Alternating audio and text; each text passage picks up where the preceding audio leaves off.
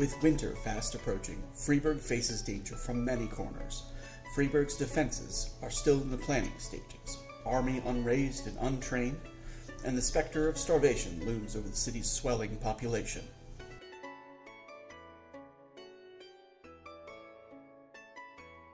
Rosa Nix has been offered patronage by the Queen of the Unseelie Court. Acceptance will transform her and remove her Lorenzo heritage and the influence of Mad Queen Marietta.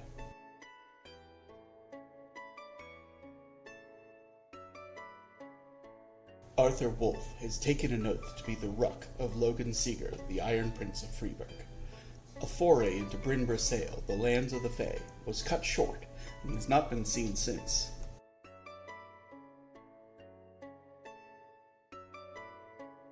Gav the Grin has offered a proposal to one Hannelore Erhoff.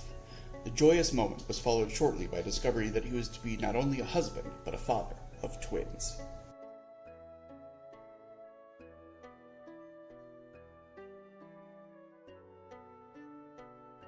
Len Costin has sheltered Kathrinia Fischler Dimitrotova, the widow of Gaius Ilya and the Matushka-appointed successor to the throne of Usura. Posen moves to intercept the army of General Montague, but Len and Kathrinia move to warn the general of imminent danger. Honorine Rosemarie Tiffane Seiss-du-Seiss struggles to create a safe harbor for members of the Seiss-du-Seiss family. Her aunt's position in court grows more tenuous with each day, while Honorine's cousin Charlotte seems blissfully unaware of the dangers. Hans Ulrich has been returned his memories by the Scottenmand. Hans has discovered he was a Reifenstall, former Imperators of Eisen. He rides, with more company than he expected, to free his sister from Hilgrin's treacherous ghosts.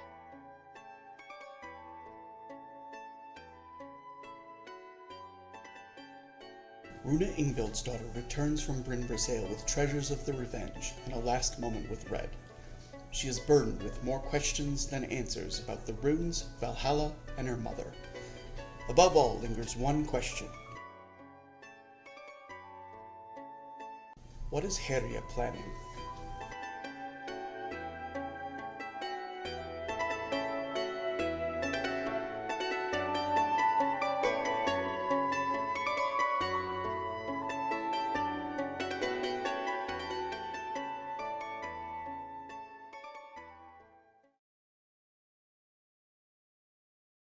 We open up not in Freiburg, but still in the palace to the south. Oh, did we lose?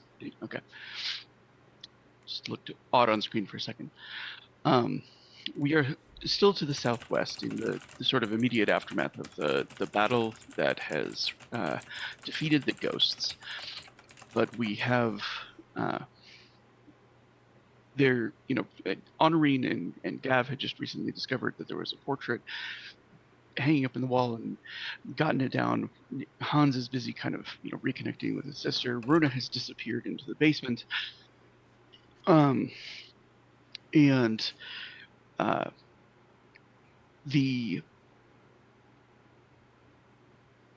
a lot of the world of this palace that is it's deprecated. It's like there's been a slow loss of wealth and influence and everything over the years that is almost like the opposite of the trajectory of Honorine's family.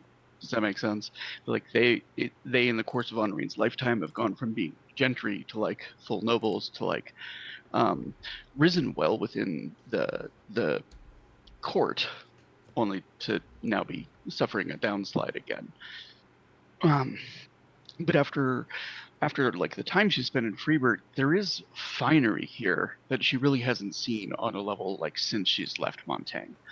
But even at its even when she can tell what was the heyday, it probably doesn't match the glitz and glamour, so to speak, of Montaigne. There's just a lot less gold and jewels decking everything, silks, and it's just much more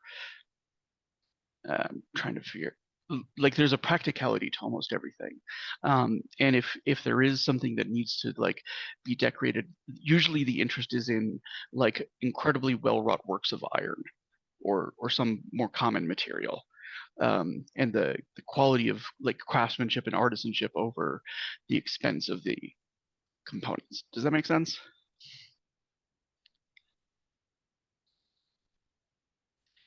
I'm waiting for you to say something loud so we can audio check you too. I nodded, and then I was like, what do you want from me?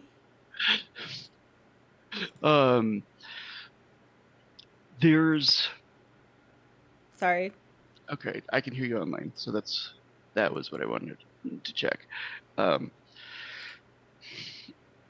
the in the kind of like the familiarity of it is uh, nostalgic, but it doesn't ever quite hit until she gets to like the one place that doesn't look like it's been looted, which is the ballroom, or rather, it looks like how a ballroom looks when it's not prepared for a ball.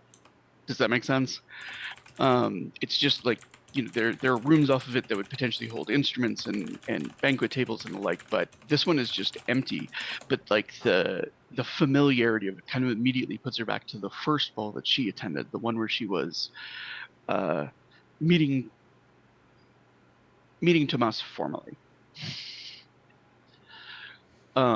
She'd obviously met him several times before then, but like the engagement had been announced, but it was the first time that she'd really I think it was probably like shortly after her presentation, and the first time that they were being seen together in public.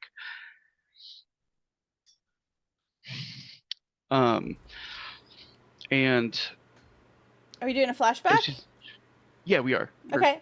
She's kind of like in that moment. I think she'd be like 14 or 15 at that point. I don't think we've established how old Honorine is, but I think she's not much older than that, right? I think when we had the discussion about Rosa and Honorine, I think she's closer to like 17 or 19, somewhere in there. And Rosa's Yeah. a couple years older. Yeah, and Tomas is exactly her age. And there's like a rehearsedness to like him asking to be on her dance card and everything like that, like of course, because there's an engagement happening, but there's plenty of other people that are going to be there. She's also given the sort of prestige of being asked by the captain of the musketeers for a dance, with no with no forewarning that was going to happen. Oh no. Like wait, so like he just Tomas and his dad, brother, uncle person um asked yeah, it's his uncle. his uncle. Okay. And his uncle is Captain Jean-Marie Rosat de Rome. Of course. He's in the same family that she's now not on good terms with. Well, and he's been tossed out of the airlock figuratively too now. Well, the Musketeers have been disbanded, and like his place in it is still sort of unknown. Does that make sense? I thought they tried to arrest him, and it was a whole thing. Oh, no. They were trying to arrest the particular soldier, like the veteran, and the musketeers who were responsible for that veteran's execution basically said no, and left Jean-Marie kind of holding the bag on that. And the musketeers were disbanded after that. That's right. He probably did it in dashing and suave fashion. No one's held a bag as elegantly as this man did. I don't know if I've linked his picture, so I'm just kind of throwing it up now. It should be just a minute. But he's, he has like a very dapper thin mustache and like a tiny goatee and like one of the better hats that she's seen. Not in the sense of like being over the top, because there are definitely people with better hats in that regard, but certainly in like how it fits him. The dashing part of it. he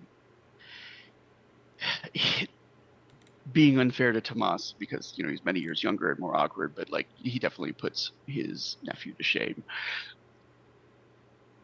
Are you able to see the picture? Cool. Yeah. I am.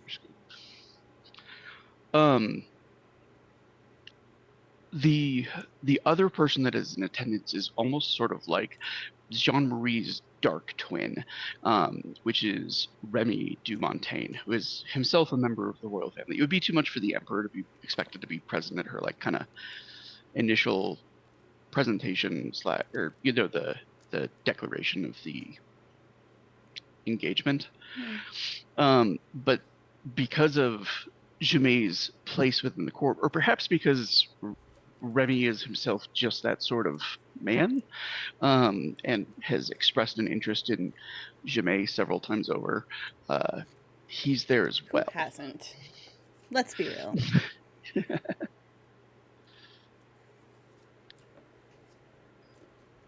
Okay, so we've got Remy.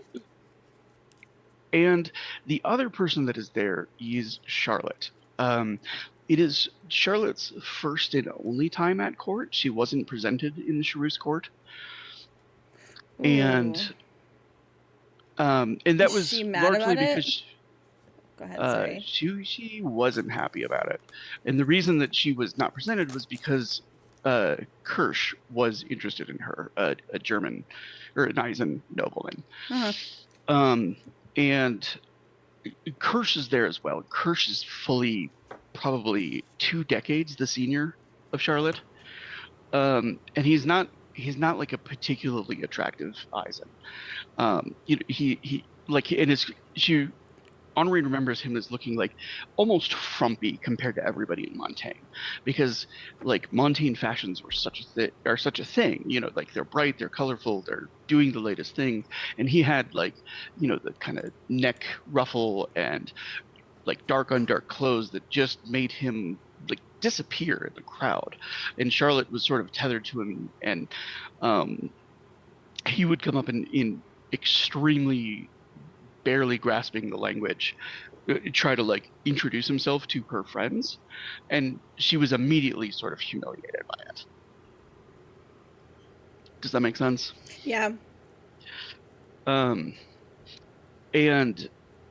as Honorine is herself kind of like being led through the first dance with Tomas, we kind of did that in a different flashback, so I'm not going to go over it again. Does that make sense? She remembers it very distinctly. It was very sweet. It was a little awkward. He kept off of her feet, but it wasn't exactly like the most graceful thing. Yeah.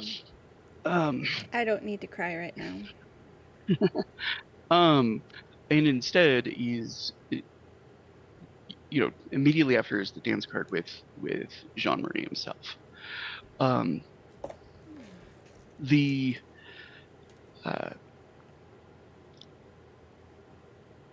is an elegant dancer without like putting anybody's face in. Does that make sense? He's not doing a lot to try to show off. He's not trying to like make her look bad by comparison. Does that make sense? Not like putting her through flourishes that she's not like really ready to do or has the skill for. And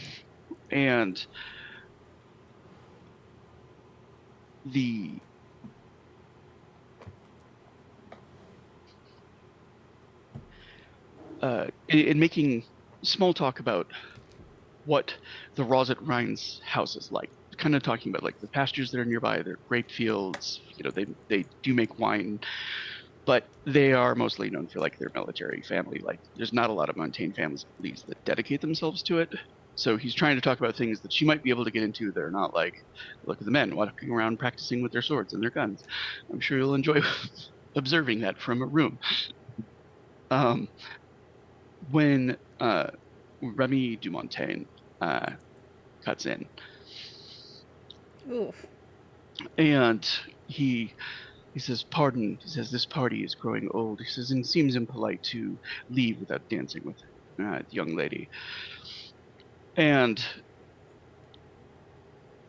awkward. Jean-Marie, Remy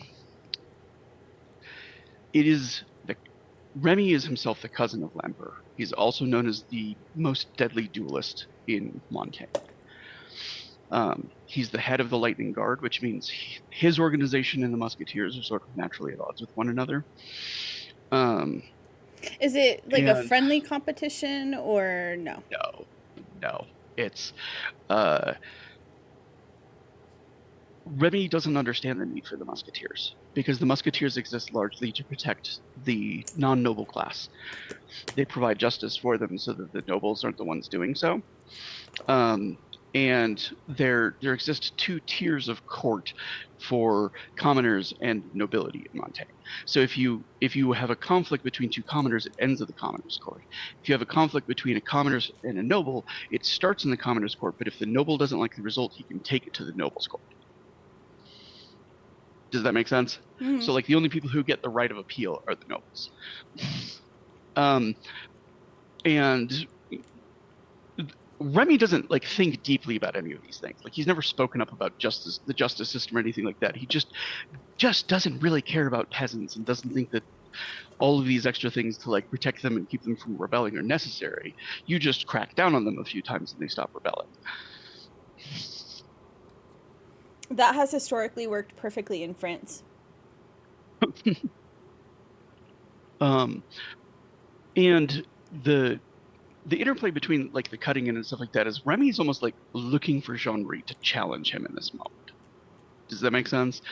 He wants to make a public example out of him.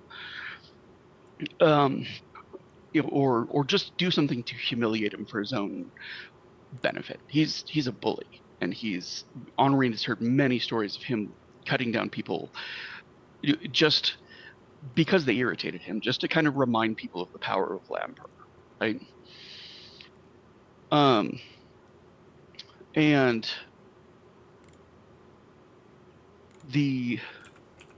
there's like a moment of tension, a moment where Jean-Marie realizes that there's a certain degree of Henri's honor at stake as well, because the manner in which he cut in was rude enough. When Jamais speaks up from the sort of edge of like the dance square. And she has a coquettish voice as she says it, which you know that she absolutely feels nothing of that towards Remy. But she says, Monsieur du Montaigne, if you are going to be leaving without a dance to me, I will be most offended.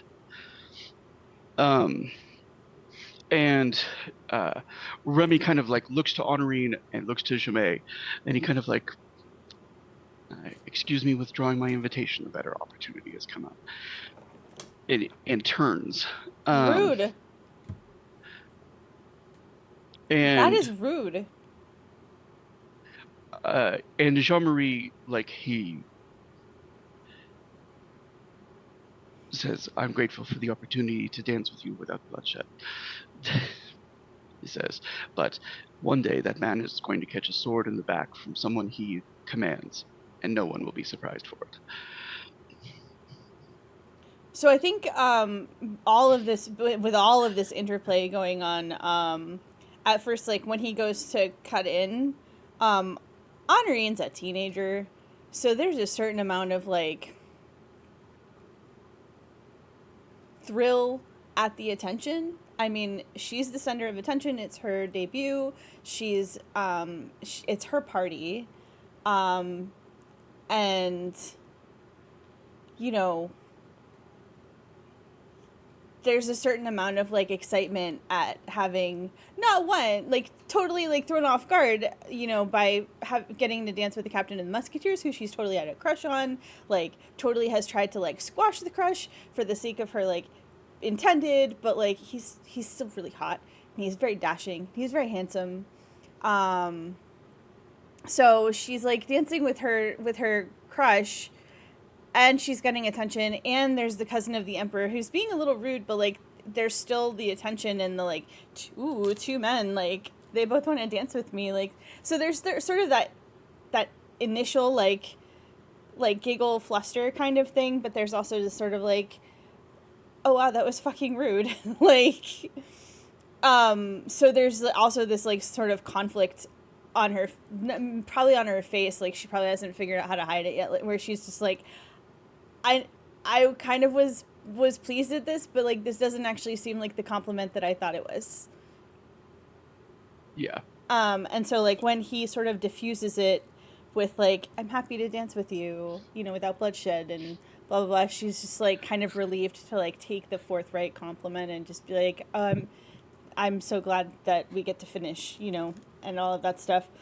Um, and kind of shoots like a at her aunt, like, thank you so much, um, etc.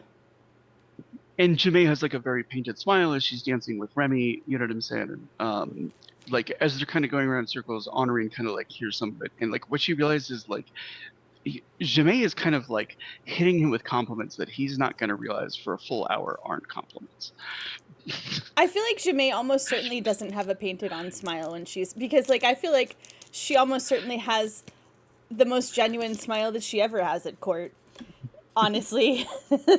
So as far as they know, It's well, yeah, for everybody they think this is just Janae smiling. Honorine's the only one who's kind of really seen like the real thing, which is usually something when she finds something really interesting in a book and she doesn't, you know, like and she's just completely by herself and in her own world when and not Honorine brought thinking her about like a all of these. butterfly that she found, like, look at this butterfly.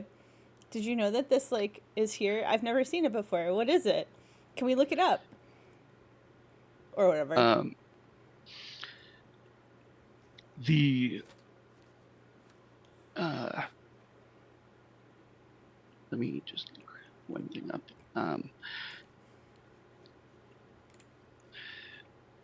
As and you know, Jean-Marie himself, he kind of like moves on. He has other people he has to be seen with and things like that. Um, the Rosette Rhines is, you know, like fully half of the people that are like hosting this ball. You know what I'm saying? He's the ranking member that's there. Teresa is not here at this time. Um, and then, sorry, I am forgetting the thing that I was.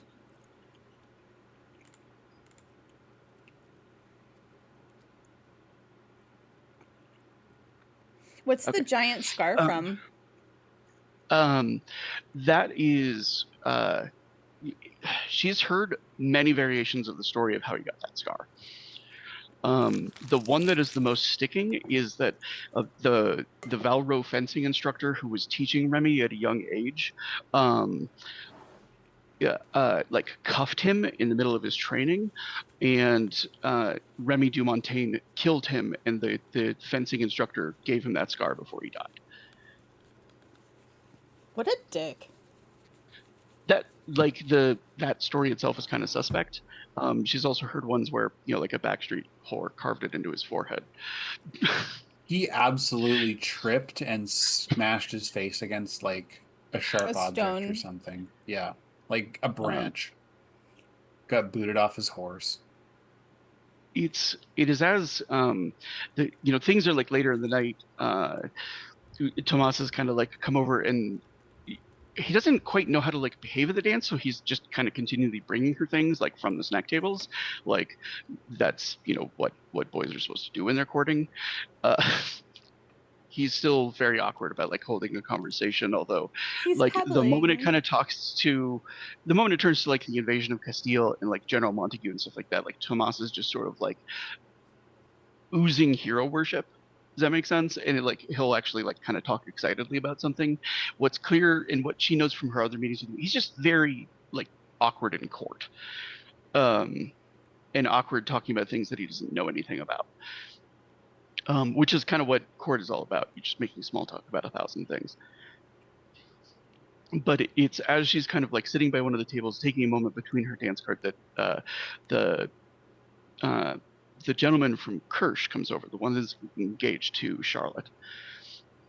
Charlotte's already kind of left with like a gaggle of other girls, um, and like I said, he's like an older man. He's like in his 40s, you know, but for Honorine at this time is probably like seems like super ancient.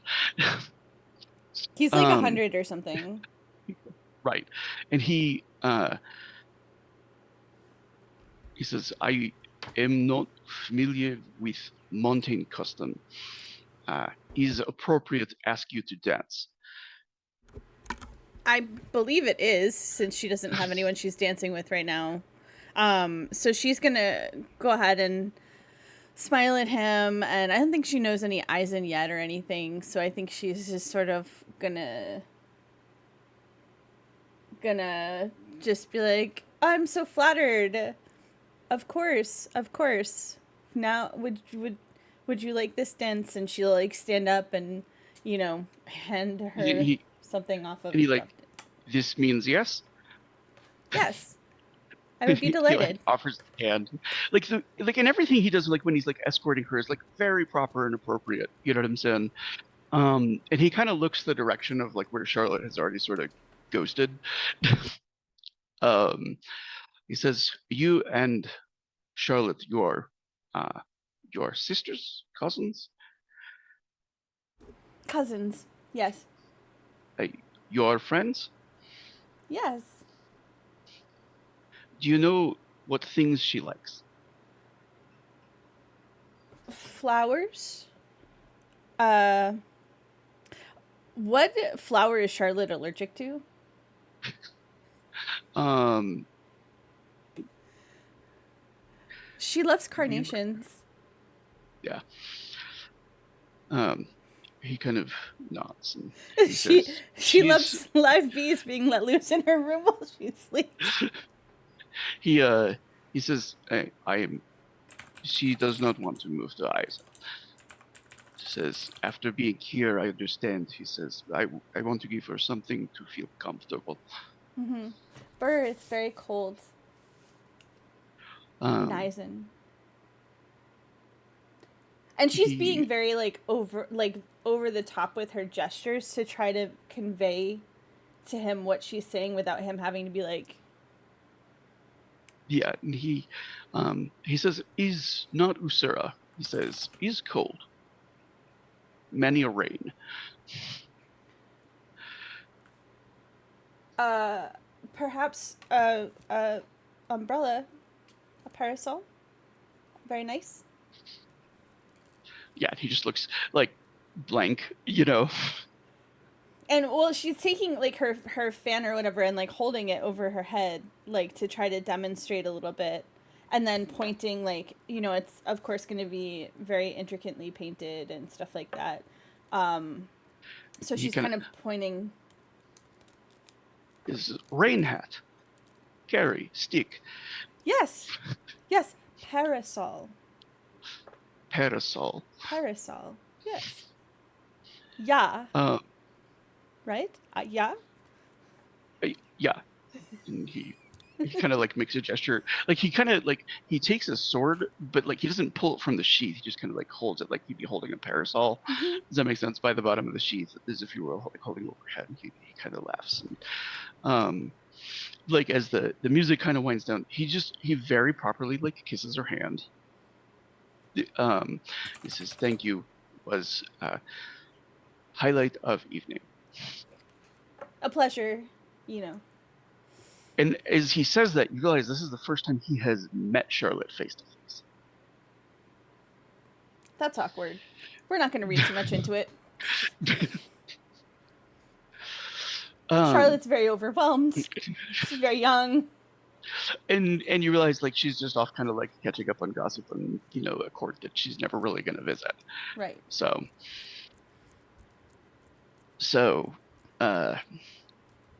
you kind of come to back in like the ballroom. Gav kind of has seen Honorine go distant for a second or so. So this is the Imperator's ballroom, right? Mm-hmm. So this is a different ballroom than what she's No, remembering. it just very much reminded you. Okay. Like the echo and the way it's designed for like music and everything like that. It also doesn't look like this ballroom has seen a ball in like 40 years.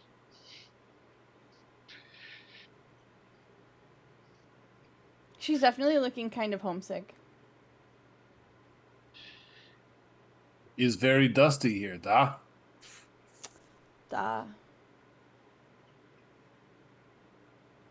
Cat sort of wanders over to one of the windows and tries to like pull a curtain. At least get some light in the room. Gav, are you going to dance at your wedding? Gav will have to learn how. It's very Um, easy. When Gav was young, he was told he had 2 left feet. Well, I count a left and a right. And she's gonna like hold her hands out to him. And like I realize there's a whole bunch of like death and destruction going on around them, but she's like 100% offering like a moment.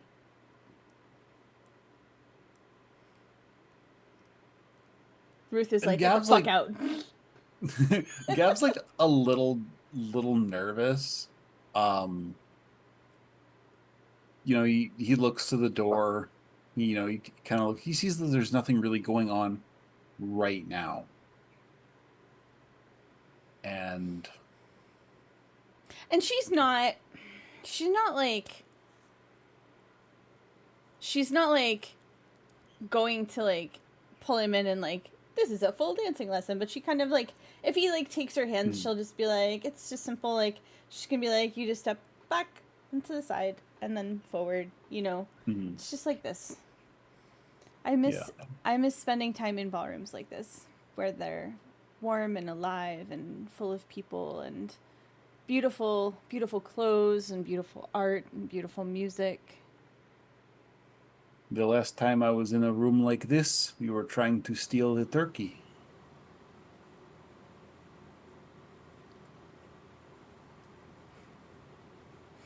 It was feast. We were hungry.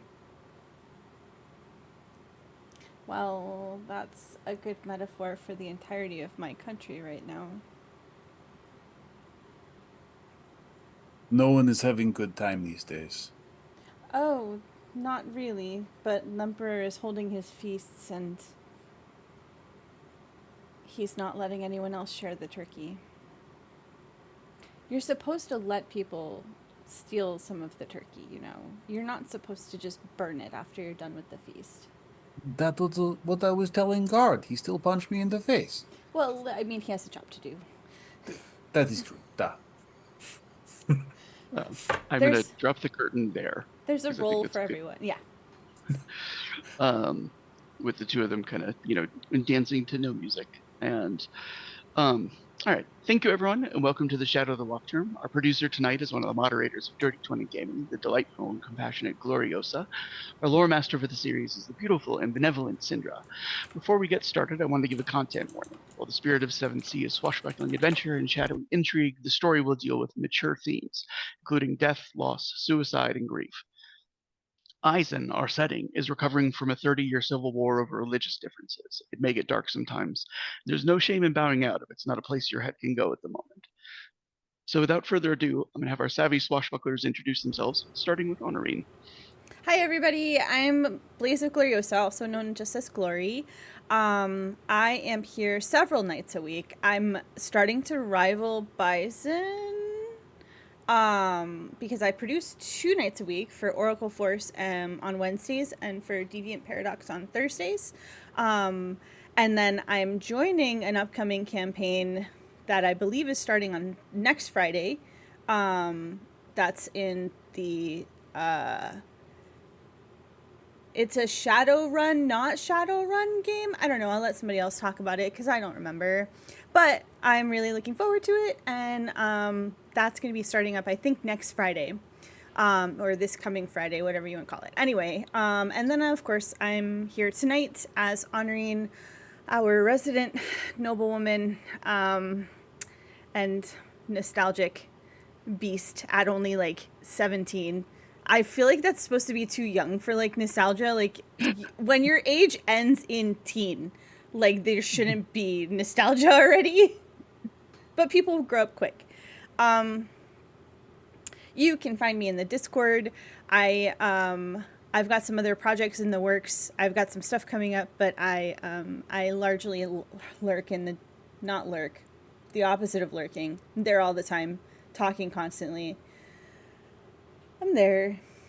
I think that's everything that I've got. I inhabit the Discord. That's a good way to put it. Let's hand it over to Gav, our wonderful.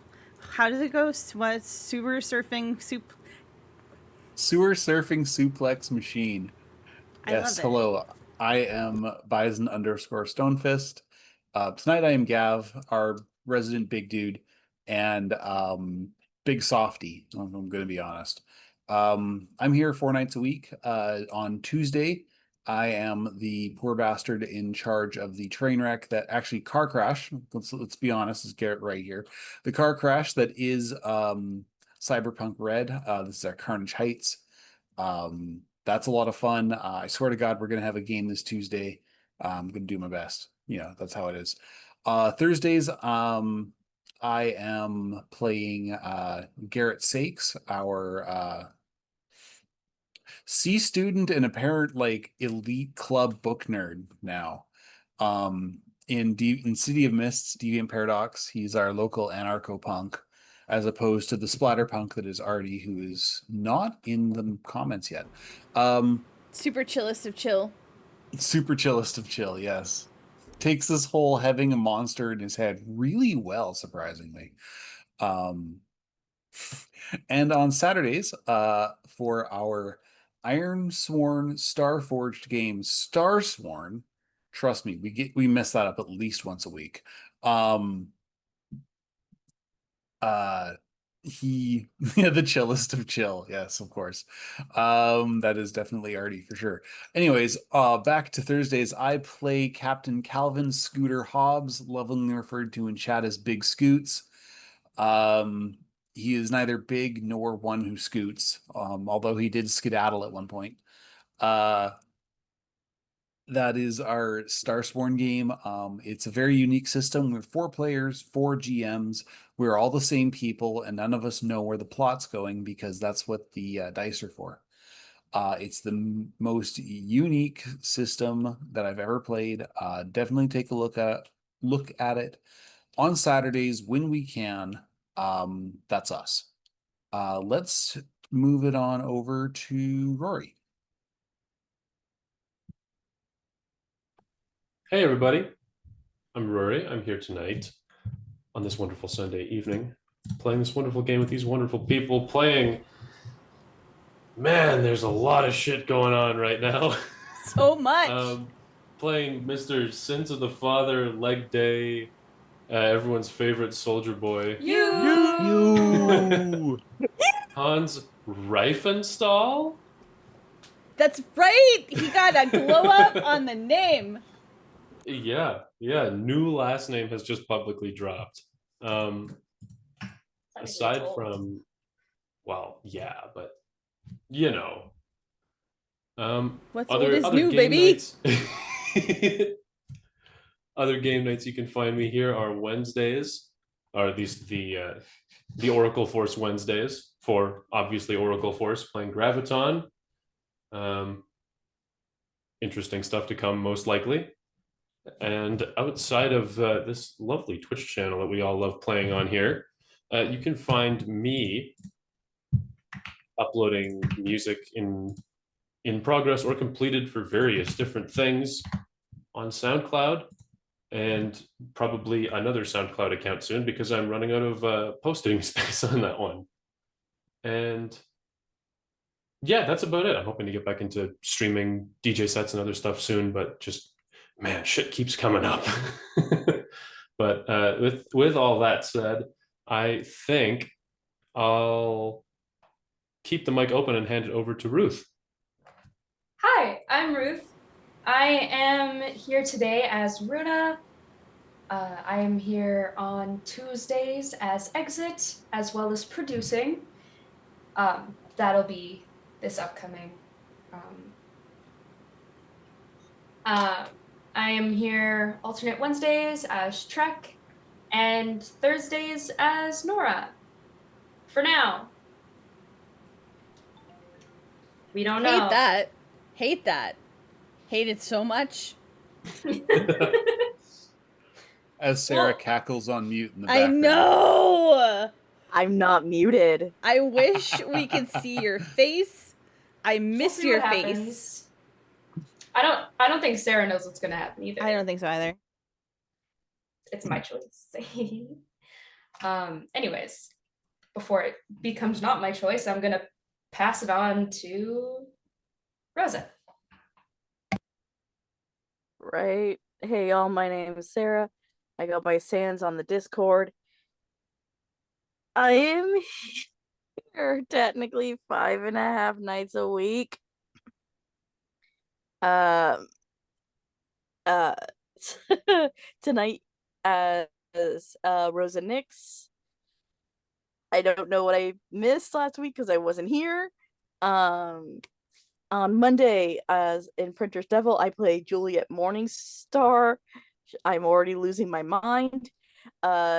Tuesday, Cyberpunk Red Carnage Heights, Hecate.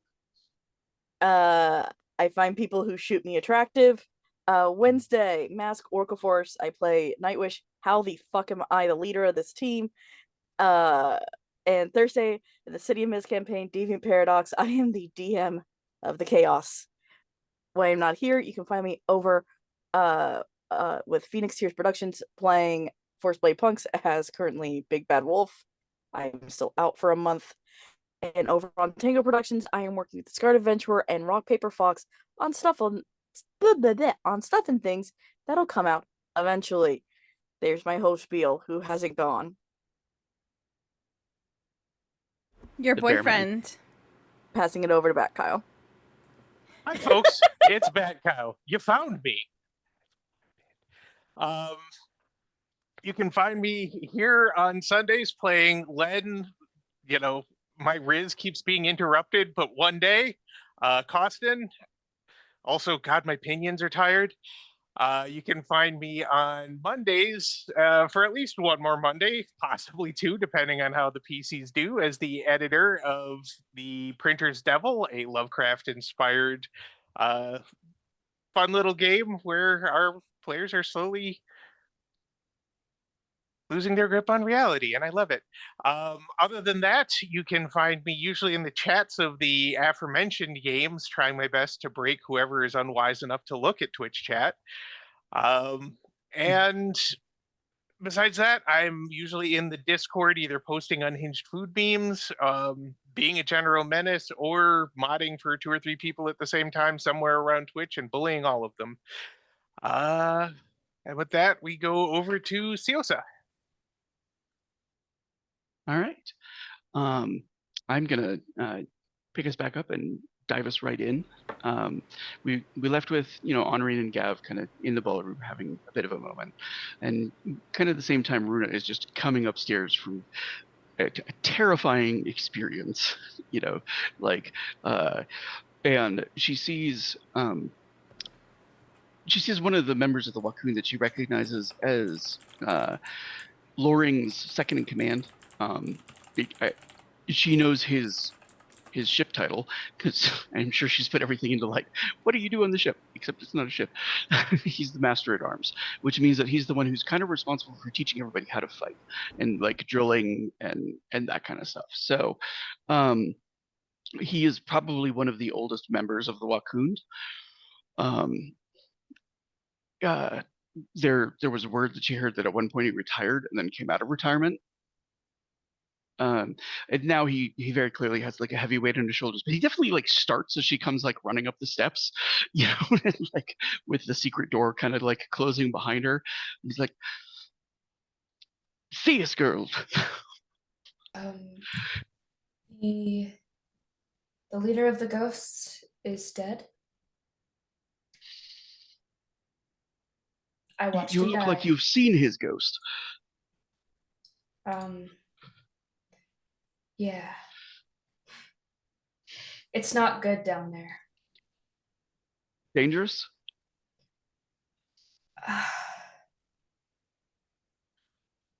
Yes. We'll go with that. Definitely dangerous. I'll have the quartermaster make sure that nobody goes down there to try to loot anything. There's not much to loot unless they want bodies. Ugh. He kind of, he puts a hand on her shoulder. He's like, "Are you all right?" I'll be fine.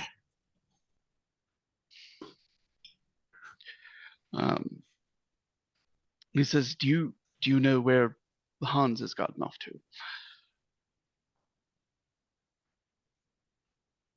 to?" No. She lied. He says, if you see him, can you tell him that Volker is looking for him?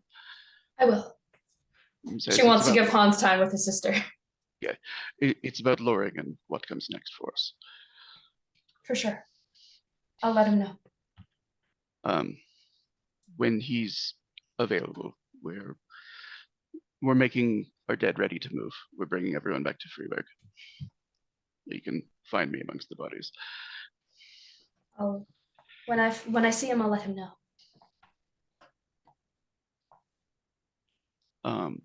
We'll cut over to, like, there's been a few just like intense moments of sort of like emotional processing with Hans. Like there was one point where his sister just fully like slapped him across the face. It was like, I told you not to leave. And then the next moment she was hugging him again. And like, I've heard you were dead. You know, we buried you. How?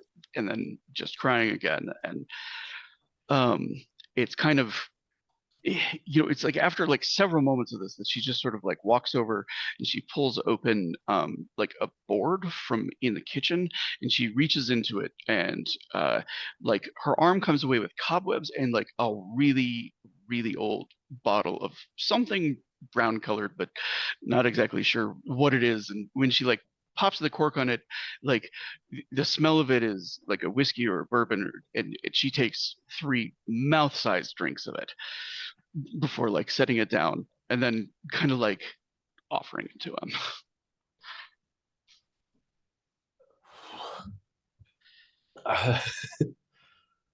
He politely holds up a hand. I need to clear head for all of this. There's having enough trouble focusing as it is. You have to. How are you alive? He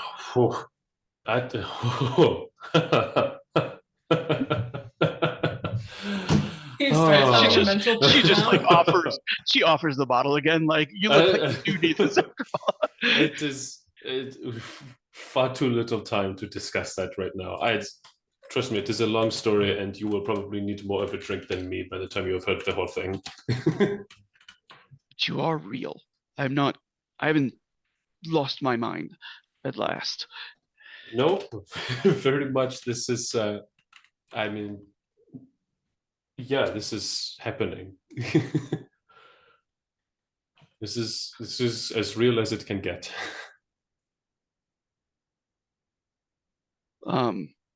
And she seems to make a realization. She like reaches over, she touches like the pauldron of his armor, which would have like at one point borne the family crest, you know, on the Dracheneisen, and is instead like the trees of the Schwarzenwald. And she says, no, nobody knows who you are. No. She says, they think you're dead, like they think me dead. Yeah. To be fair, I did not know who I was until a few weeks ago at most. Until recently somewhere. Hilgren was planning on marrying me publicly in a few months. It's to give him claim to Olweisen. And sneak his way into I'll be happy to know that he will no longer give us any trouble. There seems to have been plenty of trouble with him gone. Yeah, that much is also true. There's what do I call you out there? Does not matter. There's a painting of me in the fucking main hall. Not anymore. They haven't seen it already. They're going to see it soon. I mean, if I didn't even know it, if I didn't even know I was putting up a ruse, I mean, who needs to? As he's kind of talking, he stands up straighter and what good is there in hiding it now? He says, are you ready to stand against those who would kill you, Forward? He already has a bounty. stood against many people who would have otherwise killed me and lived already. Don't think I'm going to go down again so easy. She says, "Good, because I cannot lose you a second time." Big hug, and I promise that will not happen. She says, then we must both be cautious a while longer. Continue to be," and she gestures to her clothes. She's peasants. Yeah, it is a good point.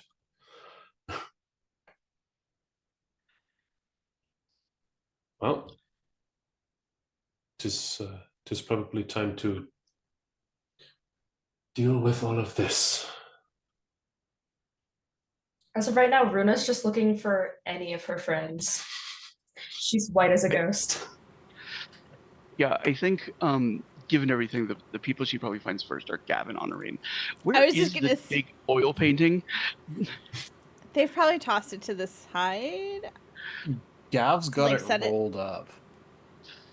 Yeah, but like while they were Um, dancing, is it like against a wall in the ballroom? Yeah, probably he would have set it down when he Rolled it up and set it against the wall. Yeah, when he pulled the blind, he probably just set it down. Yeah. All right. That is the most hilarious, objectively hilarious person that Runa could find. People is just like white as a ghost, totally horrified, coming and just like, okay, step back, step forward. You have to listen for the music. And Runa's just standing there like, I'm just gonna wait until they're done. They're having a moment that isn't so bad. Yeah, and like the kind of like moment is interrupted by like somebody like kind of throat clearing behind Runa, and she sees there's one of the members of the camp. He's the master bard. He's like the one who like makes music at night so people can like have something to listen to, relax around the campfire. Honorine kind of jumps and looks a little bit guilty and like turns around, like she's sort of like, Gav's like, right. And he just sort of like he looks a little awkward, but he's like, the quartermaster sent me to search for instruments, anything valuable.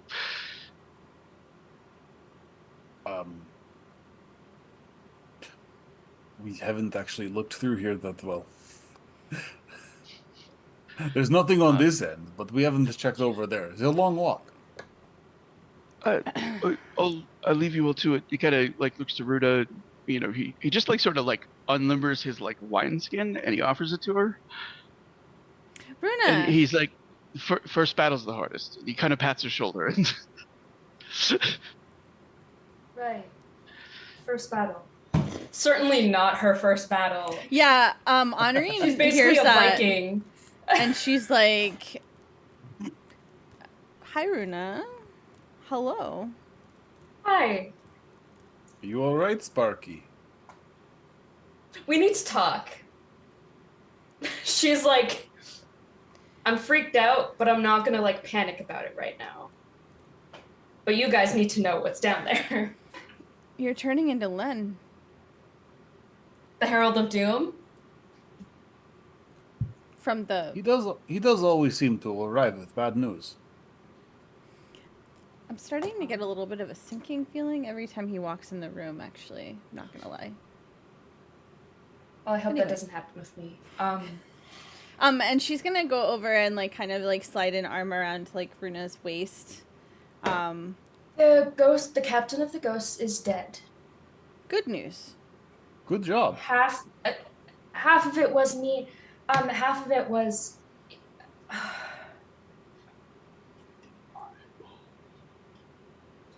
The red pool of liquid kind of disintegrated him. There was an eye in there. She's kind of just like Rambling because she didn't start from the beginning, so she's just like detail soup. And like by this point she's like just seen it, right? Yeah. And then she's gonna be like, you know, and he went we to should put go this find coin in Hans. there. We should go find Hans. Let's go find Hans. Okay. We have something to show him. And she's just gonna like walk around to find him instead of using Gateway, just because she doesn't know how much time. When like Honorin's gonna stick like still with the arm around the waist and is just like, do you need some water? Do you need some wine? Like, Gav, can you get the thing? She did take some of the. She did drink some of the wine. Yeah. Do you like some sugar? You want this muffin I have in my pocket? Do you need snacks? I can drink more later. It's fine. You can drink and walk, right? You're Vestin. Absolutely. Out of character, Vestin, right? Not Vendel. Vestin. Vestin. Yeah. Okay. If you want to be totally proper, it's Vestin Mononabie. Whatever. Vestin Manamana. Yeah. All So right. she's like, you can drink and walk at the same time, right? You're Vestin. Let's go. Yeah. So there's like a little bit of time like finding him. Hans can see that everybody's kind of like they're very organized even in their like post-battle actions. Does that make sense? There are people who are on looting, but they're doing it like an organized way, not like stuffing everything into their pockets like Hans might have expected from other. Like, this is a disciplined group. Everything belongs to everybody who survived. And one of the few things that will probably get you seriously maimed or kicked out is trying to steal from the pool. Yeah. Does that make sense? Because everybody had a hand in it. Wow. So That's rude. Others are responsible for like moving bodies. There's like one group that's assigned to like move ghost bodies and one group that's assigned to move Wakun bodies, and they treat them very differently. The ghost bodies they just throw down. More like they just kind of pile them onto carts. Yeah. Because they're going into mass grave. But like all of the Wakun that have fallen, they're identifying. And most of them, they're like pulling a letter that's tucked into their boot out. And like, Hans will see one of them kind of opening up. It like says who their share goes to. Whether that's family that's distant, whether that's another member of the Wakund. There's also like noted whether they want to be buried as an objection to Sturvatacine or nothing at all.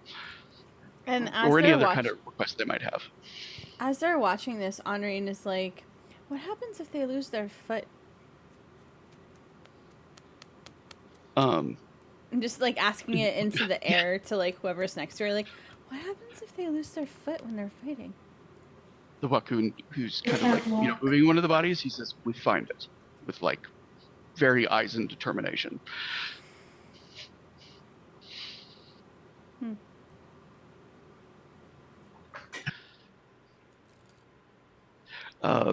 Why? I didn't. But you'll be able to find Hans in like the back room with, a young woman who looks a lot like Hans, and who Honorine and Gav, having seen the portrait, are like, we know who she is, and Runa knows who she is because she's been scrying. So Runa's just gonna kind of wave us to not rudely interrupt.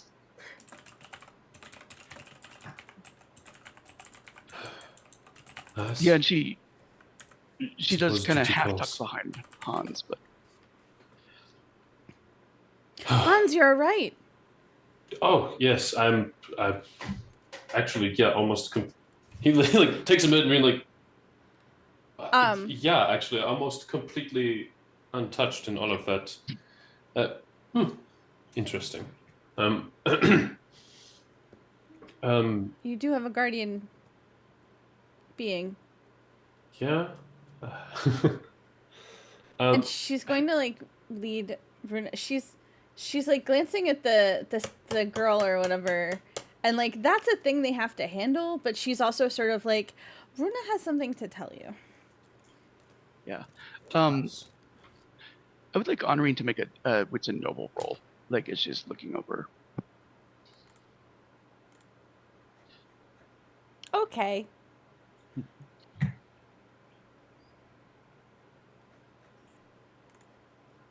You would think I would have this memorized by now. You would be wrong. There's a lot of things that I would think that I have memorized, but 33. okay.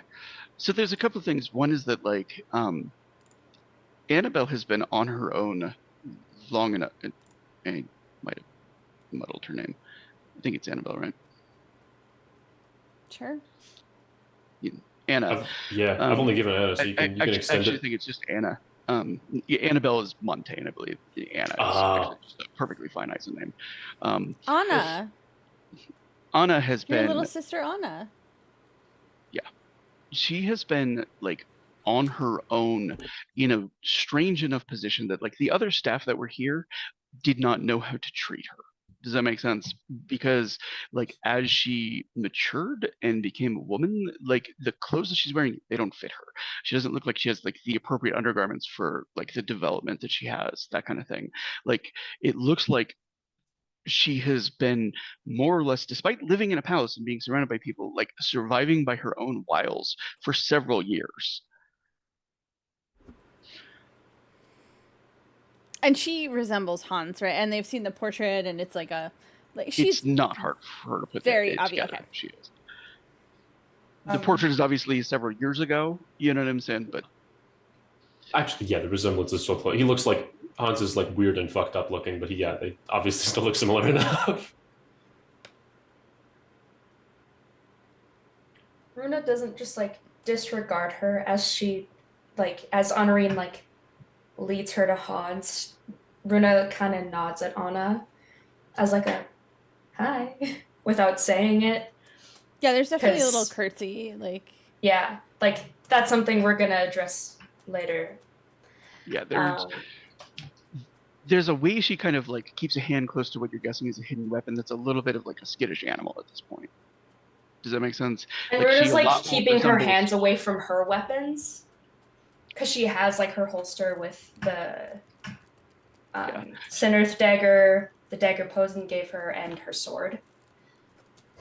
Yeah, she has a very it's not quite feral quality because she's been surviving around people and stuff like that, but definitely a sort of edge that is probably going to take some time and some people that she can remotely trust. Gav's gonna. I think Gav sees the street kid in her because he recognizes that kind of desperation, and he gets down to her height because he knows he's fucking huge. And the way he's kind of leaning, his Cernith hand is not really visible. He's kind of blocking it with his body. When was the last time you ate?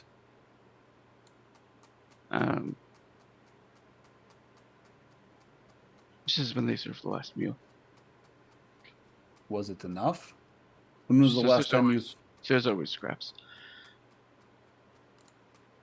You have been doing a very good job surviving like this. It's hard to do this alone. And the way he's saying struggling to make eye contact with Gav. Yeah, no, he understands. He understands.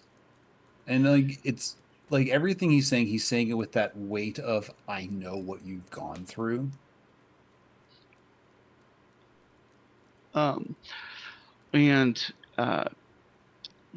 Gav knows enough street kids who've kind of been through experiences similar to hers to recognize at this point it's just time.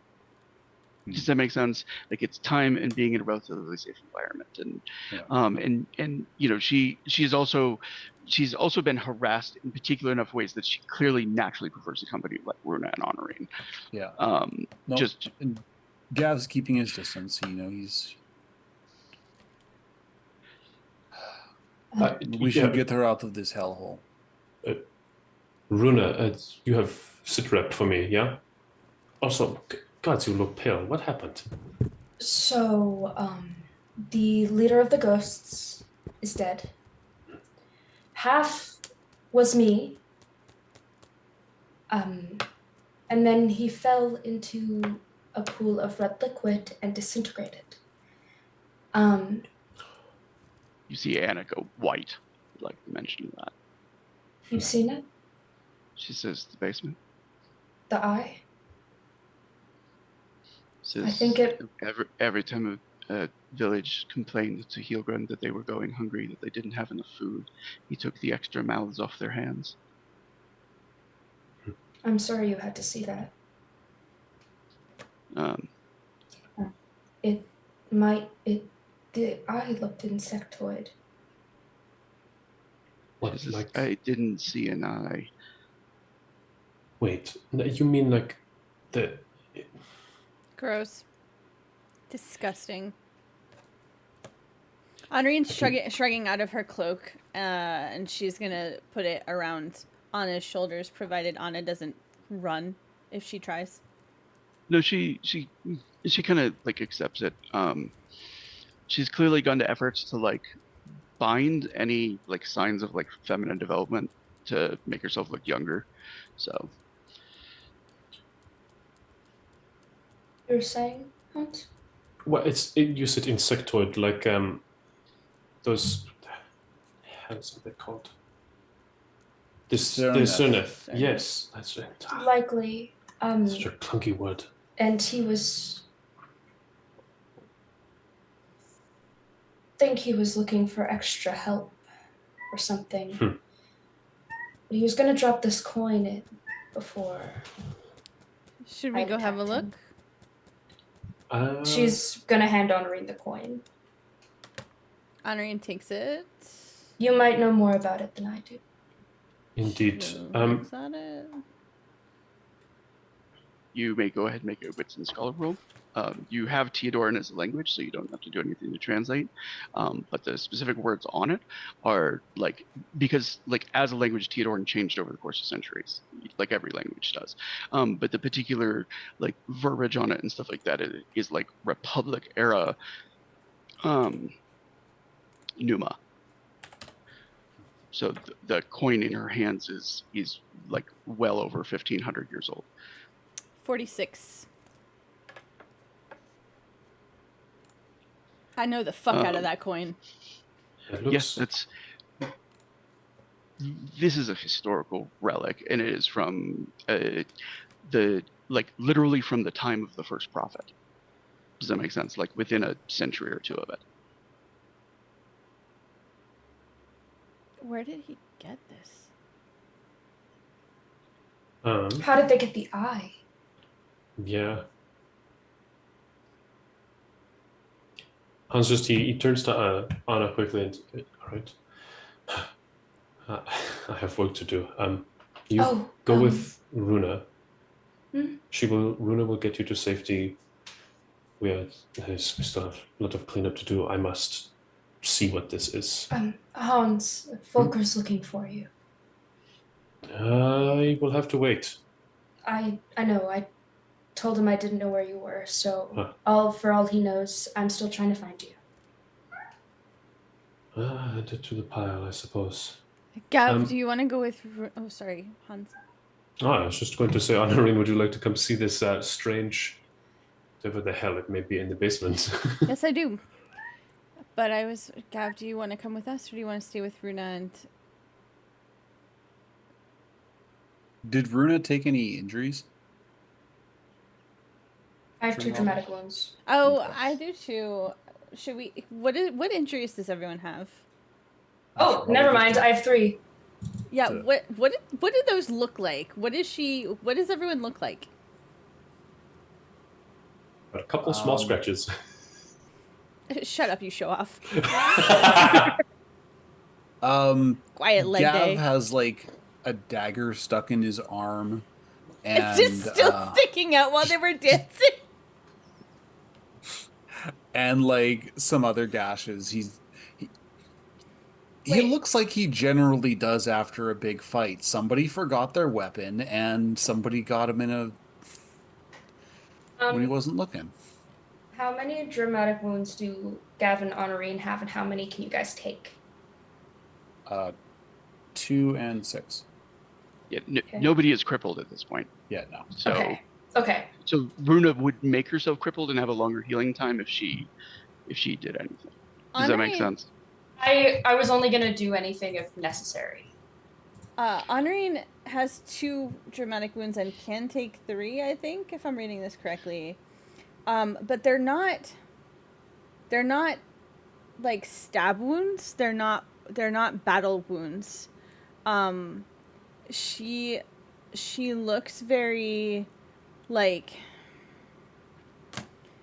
Worn. She's got the closest thing I can, like, it would be like sunburn or windburn, but she's not red from it. She's just like rough from it, and like she looks like she could really use some water. Like everything about her, like it's like all of the moisture has been, like she's gotten into a bodybuilding contest and she's like about to go on stage. Like every muscle, like she's not a particularly muscular She's woman, dehydrated. but Heavily yeah, dehydrated. I'm trying to describe it, Gav. I'm trying to help. Shut up. Okay. So anyway, she's like, she's not particularly muscular, but every muscle, her clavicles are like standing out. And she looks kind of like gray almost. Just Like you've been through a sandstorm. Yeah, actually, that's a good way to put Like, it. like almost like look like someone sandpapered you a little bit.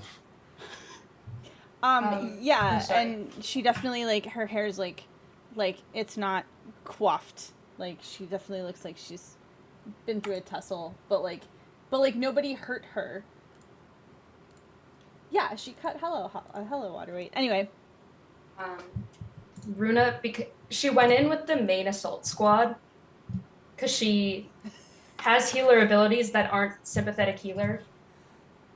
So she kind of went with them as a medic. So she probably got stabbed at least once or something like that. Like probably people were like, she's probably gotten hit being in the middle of the fray. So those are kind of the ones I imagine her having.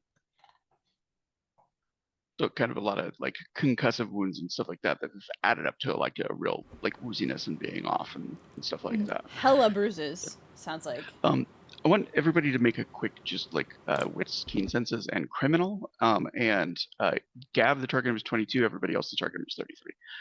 Oh damn! Not happening. Rude. I can tell you that. And this, I rolled a 22. Oh damn! Which was really good for me. I got a 53. Okay. Triple sixes. That doesn't bode well. It's fine. Or maybe it bodes really well. Who knows? She's also going to offer her arm to Anna. Is honoring in a row? Yes. There we go. I was trying to find the window. I'm sorry. No, you're good. You said wits, keen senses, and criminal? Yep. 28. Okay. So the only one who got it is Gav. And it's very subtle. Like, light-fingered pickpocket stuff is something that Gav has seen few people do really well. Does that make sense? He is literally the only person who notices Anna pull the dagger from his side and just disappear it.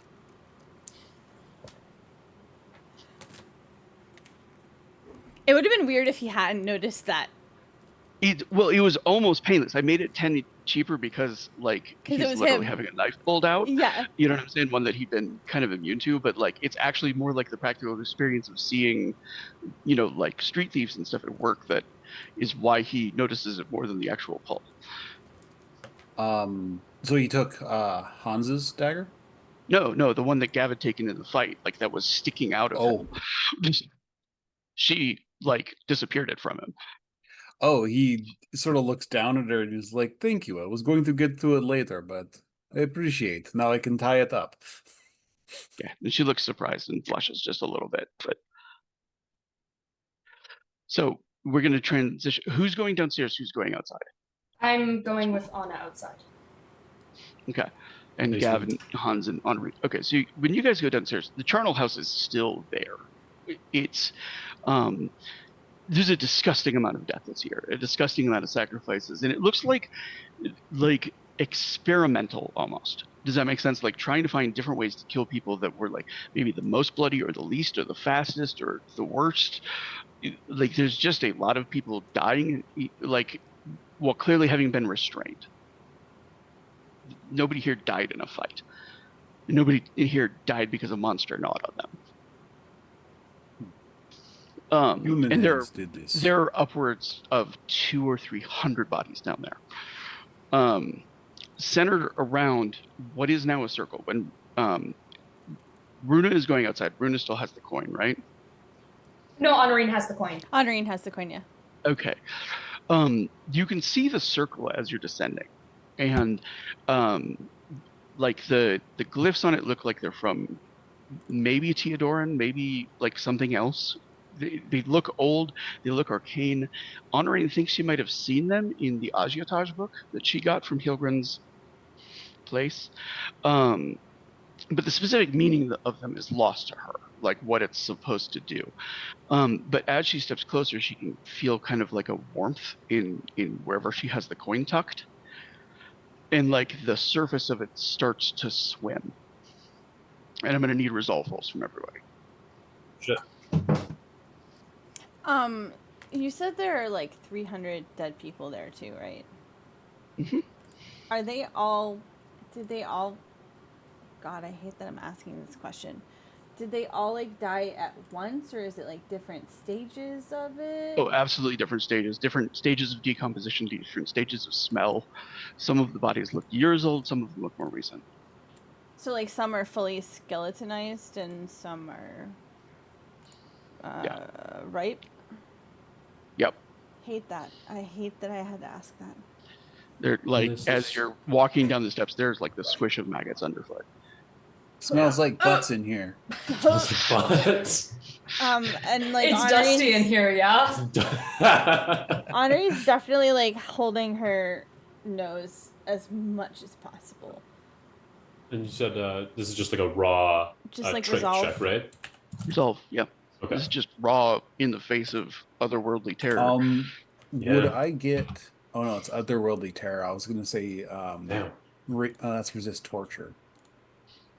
Mm-mm. That wouldn't work. Yeah, I got a 14. Yeah, 16. 23. So I think for Gav and Hans, like as much as Hans has had experience with the strange, there is still just like an otherworldly like creep to this. You know what I'm saying? That's like makes the Scotten men look wholesome by comparison. You know, and for Gav, this is the kind of thing that it's like this is why the Inquisition exists. This is why I do not leave Freeburg. But like for Honorine, she's been so exposed to like blood magic and that kind of thing on a regular basis that there are certain elements that are just less bothersome to her. Does that make sense? But for her, that entrance looks like a Porte gate, except the color is too dark.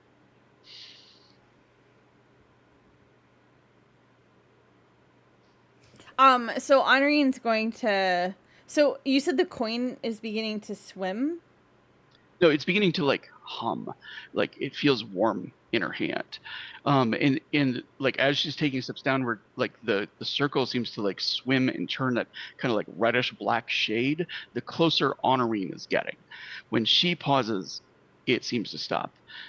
But when Gav and Hans, you know, like fall back, it doesn't make any change. So it definitely seems to be related to the coin itself. What are Gav and Hans doing? He's just standing still, like he's looking at it.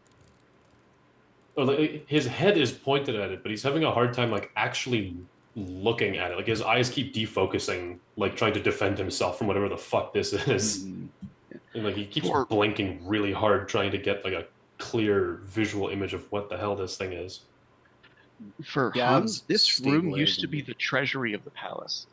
This used to be where all the treasures going all the way back to Gottschalk I, the like founder of the Eisen Empire, were held. It's completely empty of anything of value. Like has that realization, like frantically looks around for a second. Like, no. What's Gav doing? Gav's stabilizing himself against the wall. He's got his servant hand up against the wall, just his breathing's ragged, and when Honorine looks at him, he's like, I do not like this place. There's another hum that's coming from Gav's hand. Was there any hum from the dagger that Runa had? Mm-mm. Okay. My hand is vibrating against the wall. Ooh, As- it is usually not a good sign. No, it tingles all the way up to the elbow, too. Oh, Ah. Yeah, it does. It almost feels like it's doing something under the skin that that's connected to. He's And as he kind of like lifts the hand, he sees it like it seems to like twist, and for a moment it has like 2 fingers and like one claw-like thumb, and then it has 3 fingers and a thumb, and then it just seems to be like one like mechanical like multi-jointed tentacle, and then it's like back to 4 fingers but no thumb, and then like it's just sort of like just shifting through transmutations. Does that make sense? There's a moment where it looks like a paw. It makes my bones itch. I do not like it. yeah. I don't. Even a tent like that should not be making that much noise. And Honorine's Yeah. going to like hold up the coin and look at Hans and be like, do you know if there are any more of these? Were there any of these here? What is it? I mean, it looks ancient. That much. That's about all I know. I think it's Squints at it. thousands of years old. Oh. Hmm. He had to have gotten it from somewhere, but it wasn't here. Is the vibe you're getting that the thing wants it? Out of curiosity? I think they're just harmonious.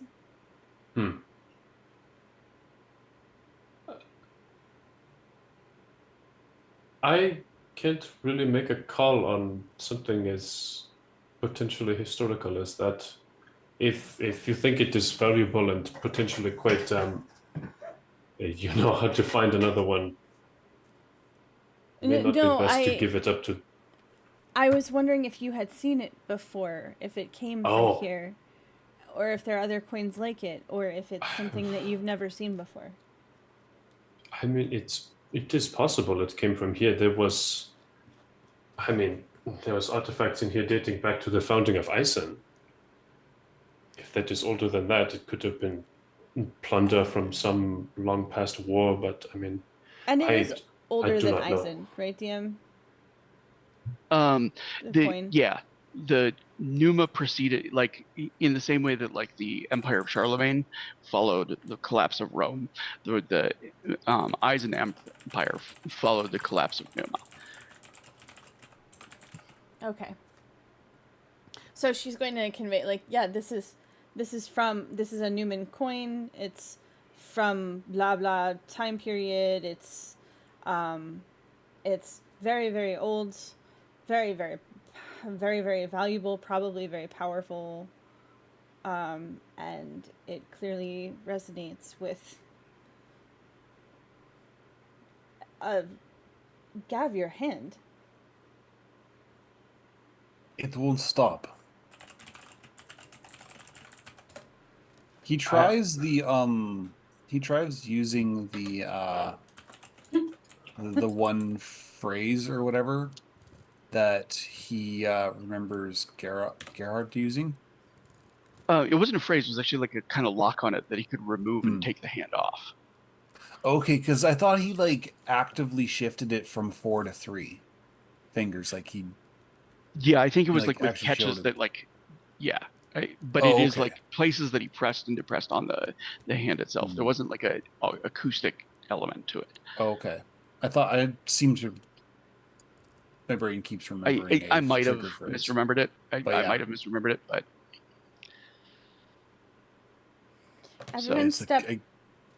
Everyone step back from these things, from the bodies.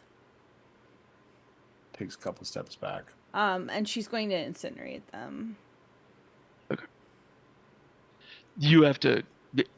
everyone is going to have to leave this room because of the amount of smoke. Yes. Like, you will all asphyxiate, like Yes. Honorine included. Like, she still needs to breathe. Yes. So, So she's like, as they're like headed back toward the stairs or whatever, but like them and all their maggots, she's gonna cremate them. okay.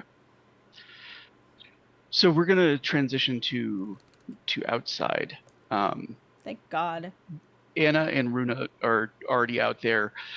There's like a lot of like work being done to like get bodies like DM, should we into. wait till Runa gets back? Yeah. Okay, so we're gonna cut over to Len and What's Rosa for yeah? a little bit. Okay. Yeah. So, What are they up to? and thank you guys for your patience so far. I know it's been like an hour and a half, but so you guys have been in and around Freeburg for like the last 2 weeks while they were off fighting.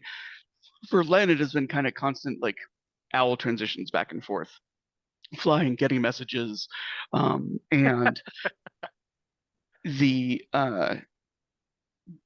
there's just a sort of constant arrangement of like with shipbuilders and stuff like that, carrying the orders, explaining everything to like Wilma and to Logan Seeger. We're going to kind of like fast forward over that because they're interested in this peaceful arrangement with Montaigne as possible, and with Montague in particular. And they've also had some time to like have each other with nobody else on the council around. So why don't let me know kind of like what they're doing with that time. Doesn't have to be like detailed if there's other things that they're getting up to. Let me find some Barry White to put on, and we'll no. Rosa has definitely been needed by Wilma for kind of like dealing with a lot of like the politics and stuff like that. Alongside like what they're doing is they're continuing to work on preparations for the wall and to like raise something of an army, and Logan making decisions that Trog never chose to. Like Trog chose very deliberately not to, but like Trog didn't want to have a standing army, but Logan is recognizing right now that he doesn't really think there's much chance of Freeburg surviving the winter without it. Mm-hmm.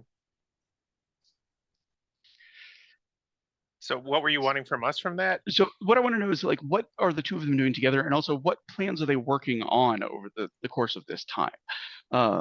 Like aside from like the jobs that I've just kind of gone over that they're busy with. Well, Len will probably, if possible, kind of set up some dates, because they're both, I feel, going to just need some time to just be together and have some downtime that's not about flying to a war camp again, or haranguing the shipbuilders and being and arranging food shipments and pretty much everything you laid out. They just need some time. So Len's going to do his best to arrange just some quiet times, just doing non-work things. He'll make sure to keep an eye on Hannelore for Gav, who he doesn't really feel like he owes an apology to, because Gav really should have told her already that she's having twins. So that gets to be Gav's to deal with when he gets back. I meant to tell her that morning, but then he just... Yeah. There's a reason I gave you 3 drama dice for the reckless. And he'll check in on Felix and the gang, and he's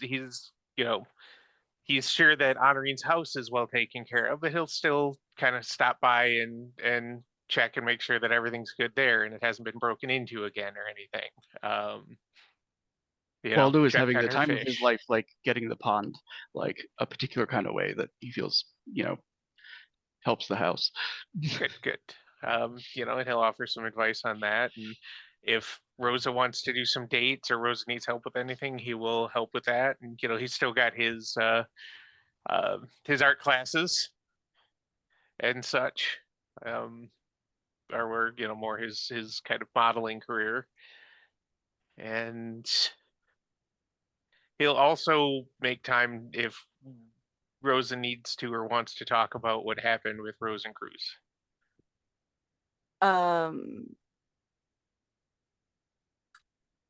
Rosa will be absolutely talking about Rosencruz Right. and that whole mess. There's at some point she probably has started spending at least once a week at Lynn's. Mm-hmm. Um and outside of like doing stuff with Len and doing stuff for the council and for Freeburg, she's been really kind of researching how to reverse kind of what's happened with the Fate Lashes. Because she doesn't want to take the Unseelie offer, but at the same time, if all her options are exhausted and she doesn't have a choice, like there's no way to get rid of an unraveled otherwise, she's gonna take it.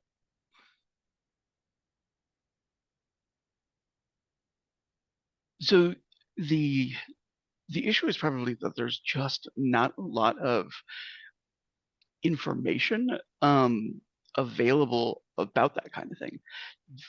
While some Strega have learned how to write, the vast majority are forced to be illiterate, which means they're not making a lot of records of their discoveries.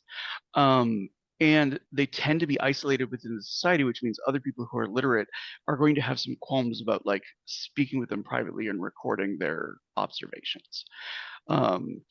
So the number of occult texts that exist that like address Strega and Sorte particularly is extremely rare, and probably only exists inside of Adachi, not in any kind of libraries in Freeburg.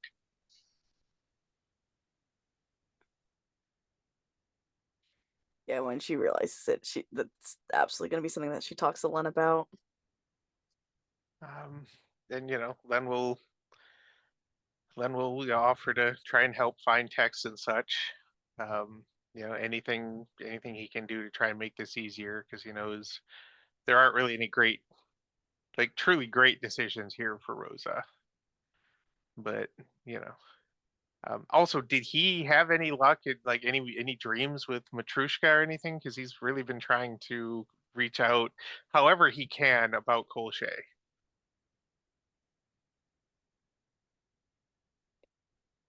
You're muted. At the same time, I also want to ask: is Rosa actually like attempting to contact grandmother and talk to her directly, or is it just research when grandmother's No, no, no, no, no, no, no, no, no. okay? There's no contacting grandma at the moment. There's so that was my first question. My second question that I have during this is, because it was mentioned in the chat and it is actually plot relevant. Is there any chance at this point that Rosa could become pregnant during those times she's staying with Len? I'm asking that in the most PG way possible. I don't need details. Yeah. Or was there a rooftop incident? I hate saying this, but yeah, probably, possibly. Cool. Len was trying to honor her Vadachi and religious stance, but if she's like, how about we do it this way, he's all in. She's going to ask questions because unfortunately, like Len's her first. She just doesn't know enough. Well, he will explain if she's like, all right, so what if we tried it this way? He'll be like, that is how babies are made. It's not a guarantee, but you should know before we take this step, this is what could happen. Yeah. And if she says yes, then yeah, no, she really likes Len, and yeah. Yep. Okay, and that's what I wanted to know. There's what I would like is from you is a moment of wits plus cups for her to observe something. Okay.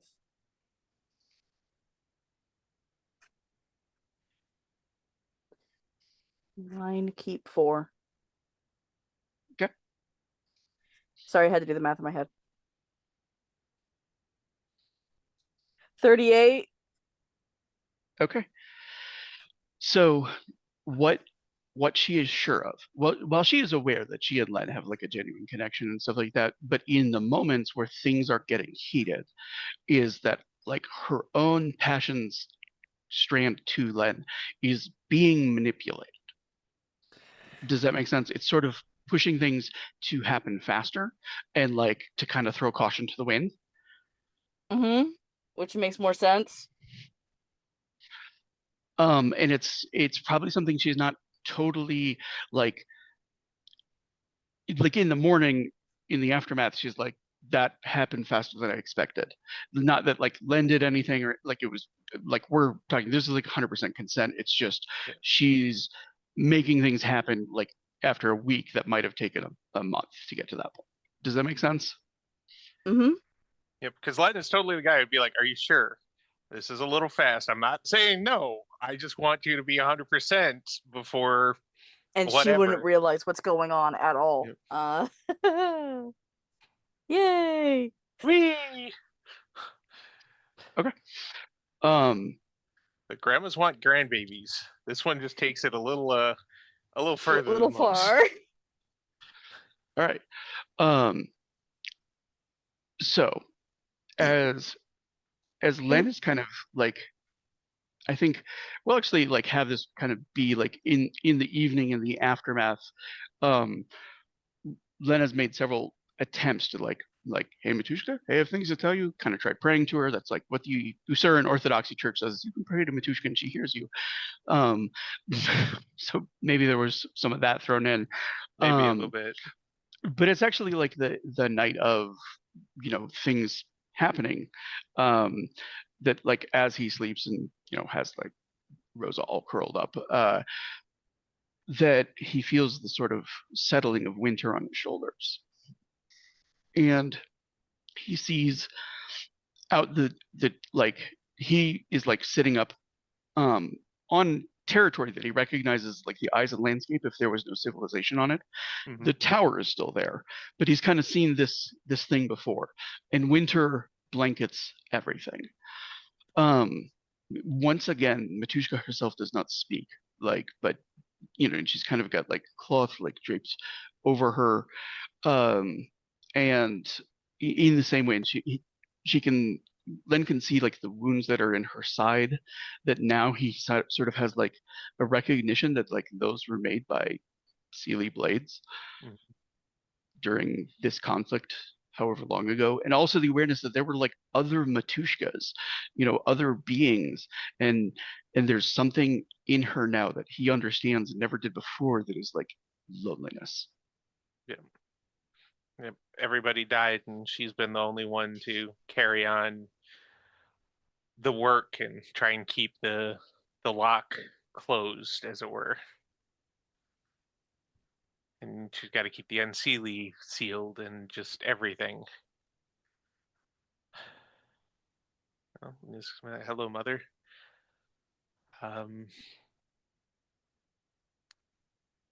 I needed to She share. reaches out with like a very thin hand and she touches his cheek and immediately feels cold.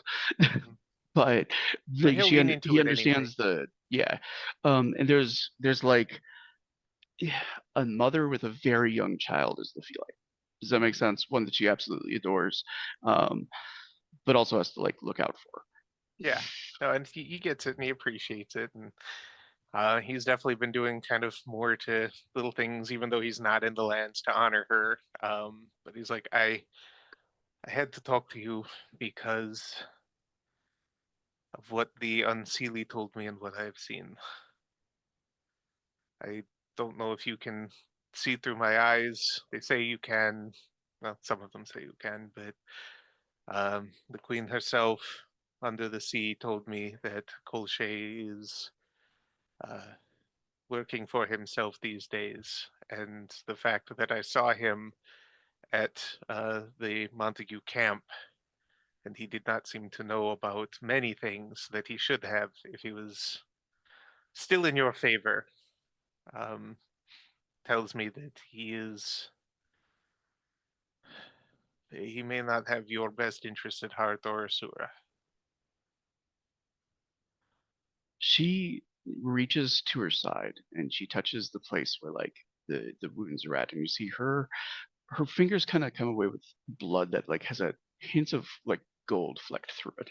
Hmm. And she runs her fingers through it. And then she reaches forward and she draws a symbol on Len's face. It's like a line down, and then a line across the cheek, and then across the other. And there's a moment where Len is like just observing something, like a memory is being shared. And what she realizes is he's seeing things from Matusha's perspective, and he sees a young Koshé with the same thing kind of like marked on his face in her blood, his eyes going wide and just sort of like sucking in a breath. But like the entire world around that Len can see through Matushka's gaze is incredibly different.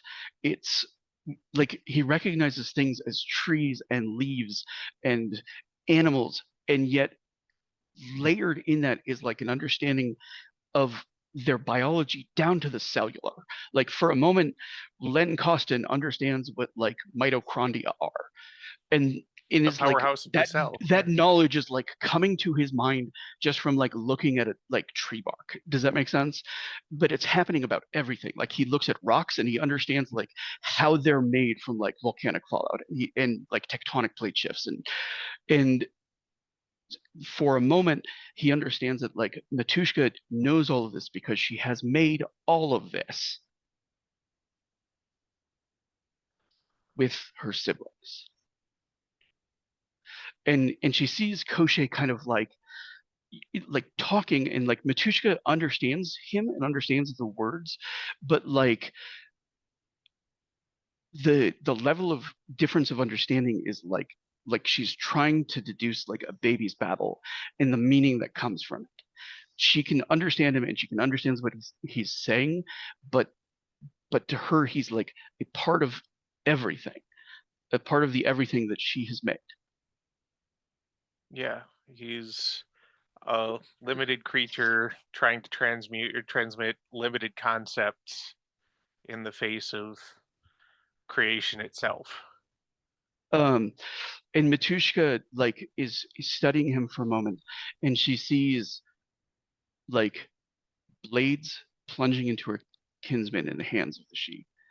And then she sees the insectoid things like coming at her and her kinsmen with their weapons drawn and their guns blazing, and like another gray race that like he's never seen in any of these flashbacks before, that is just like black dark eyes, and like their like forms look almost like shriveled away, like they don't have like considerable muscle mass or bone density or anything like that, and they're moving around on like floating hovering discs and just seeming to like levitate things with their minds. And there's just like flashes of like more failed creations. So Cernith and Celie and all of these were her and her siblings' experiments. And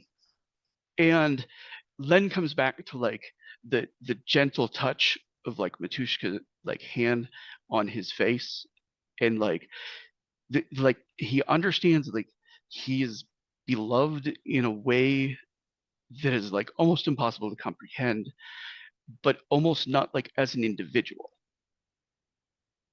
She loves humanity as a whole. She loves life as a whole. This whole world, everything that she's built. And there's a riddle to it that he hasn't quite like put together yet, like why Koshé was chosen for the role he was in. But she just kind of she lets her hand fall, um, as Len is sort of like the knowledge is slipping away. He does not have like suddenly fives in every side of science and like beyond the understanding of like modern conventional anything. You know what I'm Oh, saying? come on. That's not going to But overbalance anything. We're fine. but it is like a moment where like he's like, so light traveling at the speed. Wait, why do I need to know that? You know? Yep. And then O'Shea has his he part to play, and I may not understand it, but I have to trust you. she kind of smiles a little bit at that, and she puts her hand over Len's and she draws it up to touch like the wound at her side. And with everything that she is capable of, you understand that she could heal this. Like it would not. It's not like some magical property of the Seelie blades that prevents her from doing so. She's choosing not to. She's chosen to feel that pain for centuries or more. But there's not like an understanding as to why. Does that make sense? And then Len is kind of suddenly just very aware that there's a very warm, very naked body next to his, with hearts like beating softly, and he's awakened next to Rosa.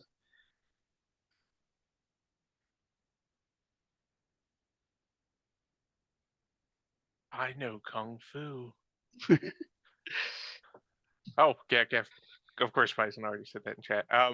No, he's gonna lay there for a while, just kind of enjoying the cuddles, and mostly he's got a lot to think about now.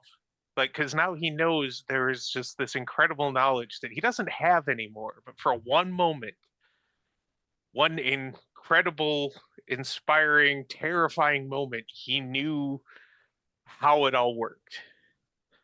Does he still remember that? He just doesn't remember the knowledge attached to it?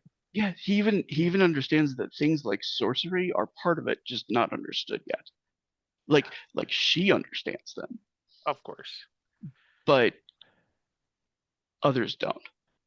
So how much of this does he remember? Does he remember like those weird other races that he saw and such? He remembers like seeing them, and like included amongst them, like there was like a Draken, you know what I'm saying, like a fully intelligent Draken inside of what looked like a library that was like mountains tall, you know what I'm saying, like reaching up and like picking down what was like a massive stone like glyph recording thing and kind of like parsing through it. And like there were myriad races. He saw one that was like, it looked almost like mole like, you know what I'm saying, it like crawls on all fours and stuff like that, and almost blind, and it was underground. But when he looked up, he could see like the stars etched into the cave walls above it, and their constellations and their formation. And he realized that that ceiling that he was looking at was moving constantly at the exact speed that the night sky turned. Oh, Morlocks do good work. Huh. There's like just an understanding that the world is infinitely more complex than man yet understands. Yeah, and he has to wonder how many of those failed experiments are locked away by the Wachtturm. But at least he got to talk to her, and he's definitely going to keep up the worship aspects, because she was there for him when nobody else was. And it's very few people in this world, for the history of the entirety of it, really, he feels like, have actually gotten to know that their God is real and loves them. That's a powerful thing.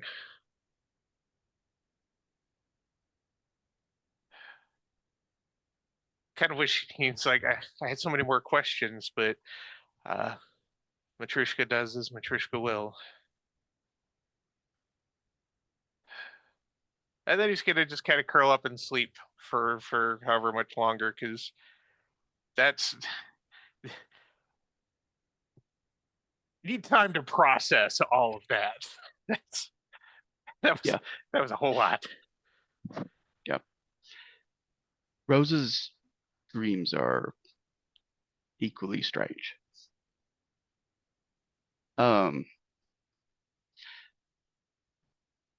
Because she doesn't have dreams of like the past and what she's seen from grandmother and everything like that. What she does dream of is uh, herself like with her belly like fully gravid, like soon to deliver a child to the world. And the as she's kind of like caught in that moment of like, you know, an awareness of like a second heartbeat inside of her, and the like the certainty that like there is life and there is Lorenzo inside of her. She sees her grandmother there, but she sees her grandmother like bisected. Does that make sense? On one half, there's like the side of her that is unraveled, that is like this undead thing with like black eyes and streaks of black veins that run through its skin. And then on the other one is that like warrior woman that she's seen in the past, the living grandmother with like her hair in braids and like, you know, muscled arms and, you know, willing to cut through her own chest just to like be aware of what was happening to her husband.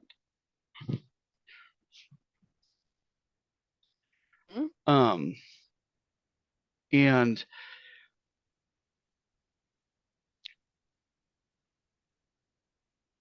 her grandmother is like looking out over a balcony that looks out over an ocean that Rosa knows to be like the seas off of the Vidachi Islands, but it's from the vantage of an island that no longer exists. Yeah. And she says, I horrify you, and I understand that.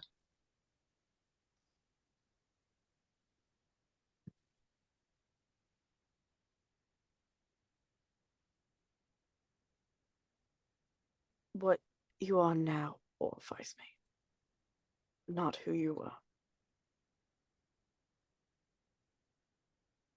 She says, who I was why I did what I did.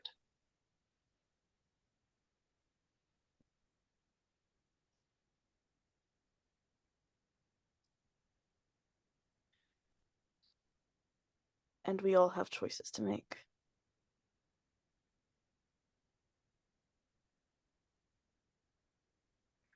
She leans closer. She says, things will be different once you have a family. Everything that you are willing to fight for now, you will fight 100-fold. Those you are willing to grant mercy to, you cannot afford.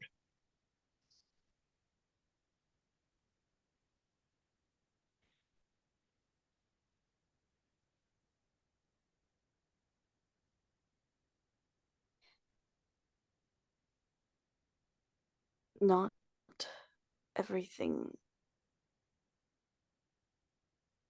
is the same, though. My partner is not like yours. My family will not be like yours.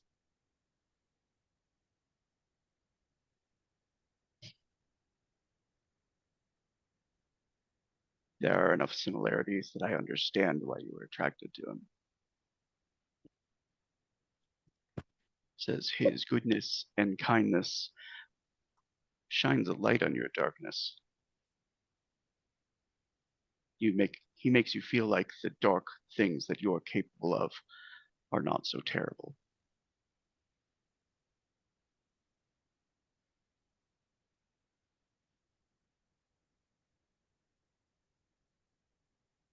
He knows my darkness and I know his.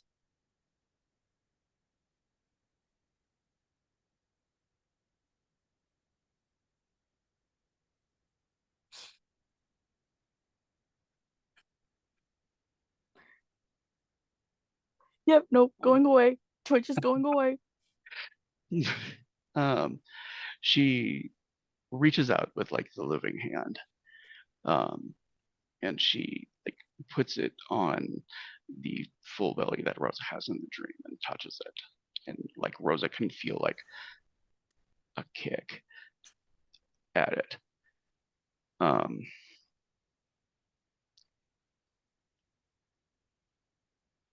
she says, that blood will run strong in her.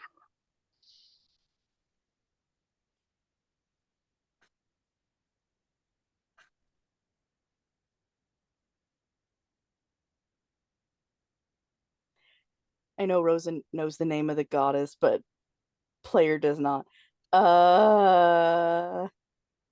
Theus? No, Asfil Matrushka. That's it. That's it. Okay. She kind of gives a smile and she says, Matushka is not like us. Her favor is granted. It has nothing to do with blood.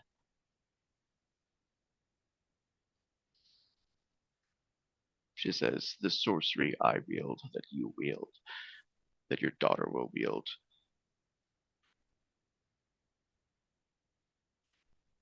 that comes from something else.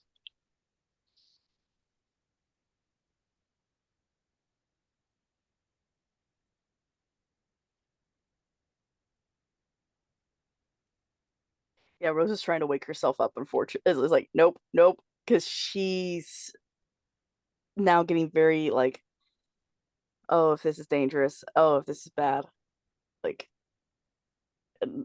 the thought of her having a daughter is what terrifies her. And for a moment, grandmother looks like she's about to like fight her, but she just kind of like pulls her hands off, and Rosa's like sitting up next to Len.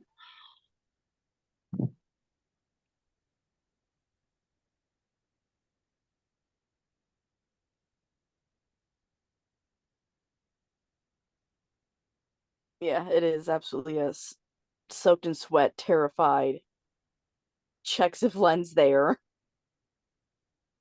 and realizing he is, it's like okay, just just a dream, just a dream, just a dream, just a dream. She can go back to sleep and be fine, and then wake up and everything's be fine. It's fine. It's fine. It's not like the world is burning around them. Yeah, you can just have the normal nightmare about the baguettes. It's fine. It's no grandma this time. Yeah.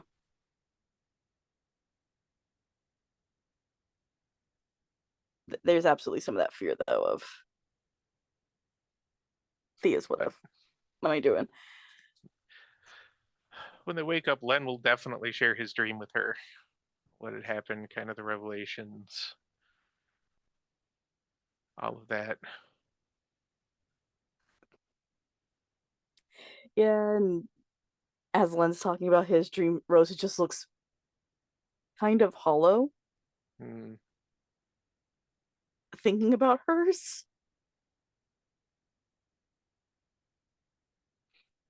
Well, if she's feeling hollow. All right, I'm going to drop the curtain on that. Perfect. And move back to, so Runa's outside with Anna. And so around them, they're like moving bodies, preparing them for burial. You see that like Kelby Loring is like being kind of put in a place of honor with like a card of his own and everything like that.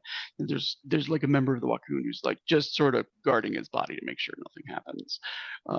It's clearly like a place of honor. And Anna is kind of like watching it all happen, and her eyes are really like darting from like one thing to the next, kind of trying to learn as much as she can, as quickly as she can about the people who have like liberated her. And likely because of like a deep-seated distrust for like whether it's gonna stand. Yeah. At this point. Runa's gonna bring her like one of her rations and water skin and just hand them to her and sit next to her, or like be next to her, just like, if you have any questions, I can answer them, or do my best to.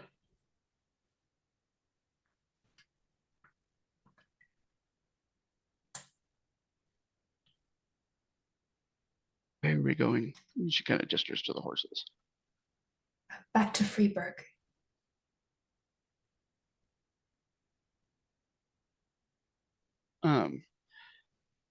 She's like, you're not going to tell anyone. She kind of like looks in the direction of like where Hans would be. No. Um,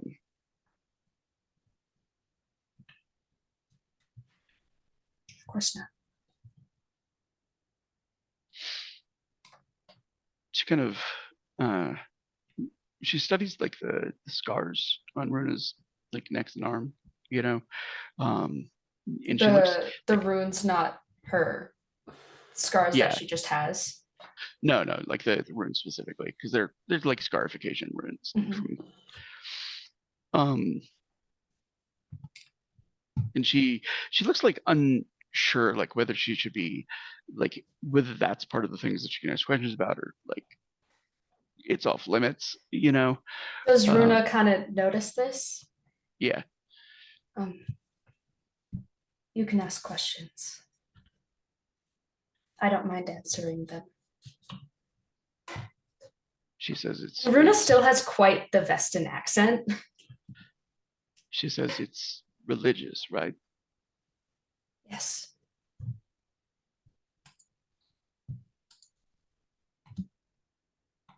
Different than the religion here, I find. But She says I've had more than enough of the religion here. that's fair.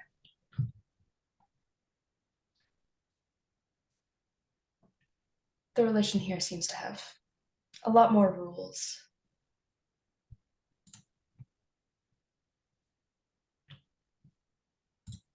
She says I feel like I've been losing my mind for months now.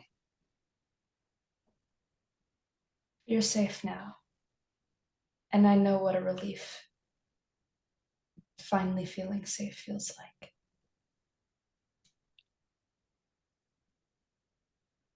Do you believe in ghosts?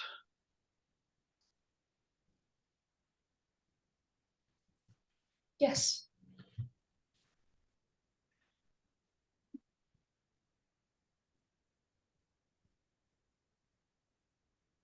Why do you ask? She says I've been seeing one.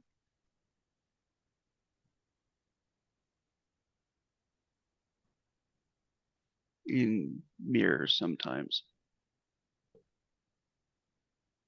What kind of ghost? What do they look like? She says an old friend of my father's was always kind to me.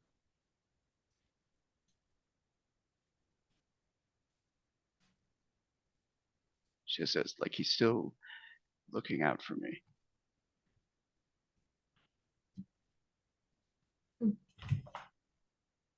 Perhaps he wanted to make sure you were safe before he left. She kind of like leans and she puts her like chin on her knees, kind of wraps her arms around it. She says, I think he killed someone for me.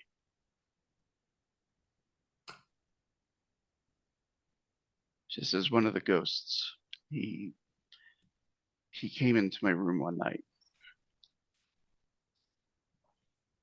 Says, and I think he was, well, I know what he was going to do. She says, and then I saw the ghost behind him. And I saw him. He gripped his heart and he died. And the ghost was gone after that. Says, but he fell forward on me. And at first the other ghosts thought that I had done something to him, that I'd poisoned him, or they were ready to take it out on me. She says, but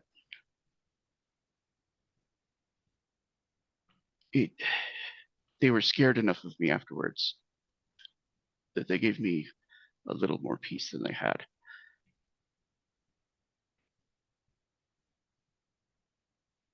That's interesting. I've never Says, but experienced anything like that. There was no wound on him. There was no nothing. His heart just stopped. think he was trying to protect you.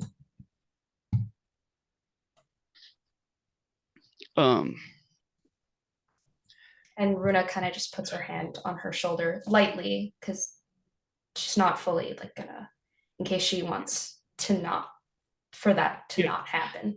She's sort of like frozen about it. Like she doesn't pull away. She doesn't lean into it. There's still like a discomfort with contact, but like it's been something where there's so many like sort of mixed up traumas. You know what I'm saying? Of like, she could get beaten for like pulling away too hard and insulting somebody. She could, trust the wrong person to get taken advantage of. So she's just sort of like. At her freezing, Runa's gonna move her hand back away.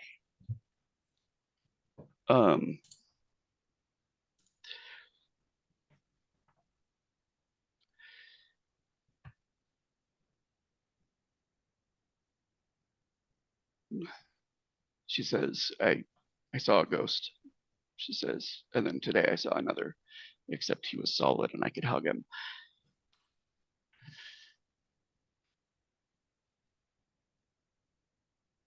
She says, why is he cold?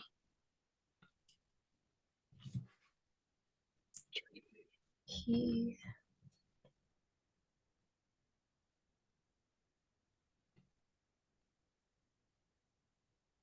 was brought back, and I guess, and I'm not too sure how that works, but he's here.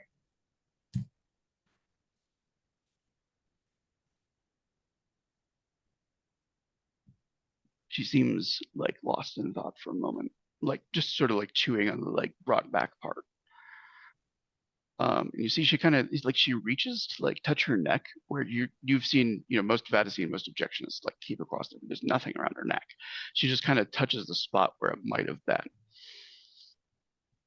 And then like drops her hands and kind of like stares into the fire. And it's at this point that like Gavin, Hans, and Honorine are like coming down from like the castle. And Volkner is there, kind of. He waves towards Hans. He's standing near to the body of Kelby Loring. Yeah, he'll walk over and he takes his cap off and holds it over his chest. I had a feeling this would be the news. I'm so sorry, Hans. She's gonna say it to him too. Volkner. I'm so sorry. Yeah, he was a great leader. I'm sorry for all of your losses. Volker, his voice gets a little bit louder, and you can tell like it's done in a way to kind of get everybody who's like around. He says he never asked of any of us what he was not willing to do himself. And today that took his life. He says, but I would leave this world happily if I went from it as bravely as he did. I've never known any man to be more Eisen.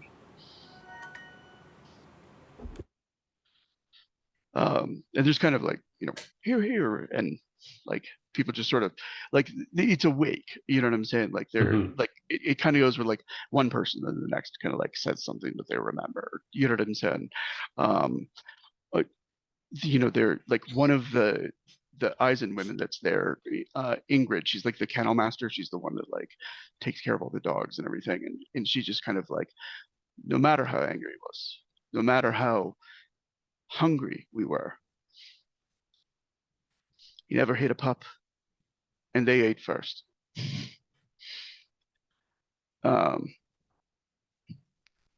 And she kind of like laughs and she's like, and woe betide the idiot that took a kick to one of them. They were lucky if they could walk after.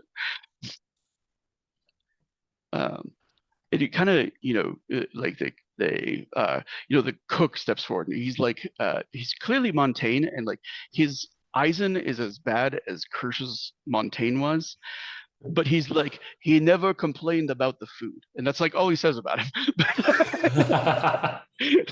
You know, like it kind of gets a laugh, and like there's enough of like having traveled with this group to understand that everybody secretly complains about the food when Pierre is not within earshot, because the things he will do to your food if he hears you complaining are horrific.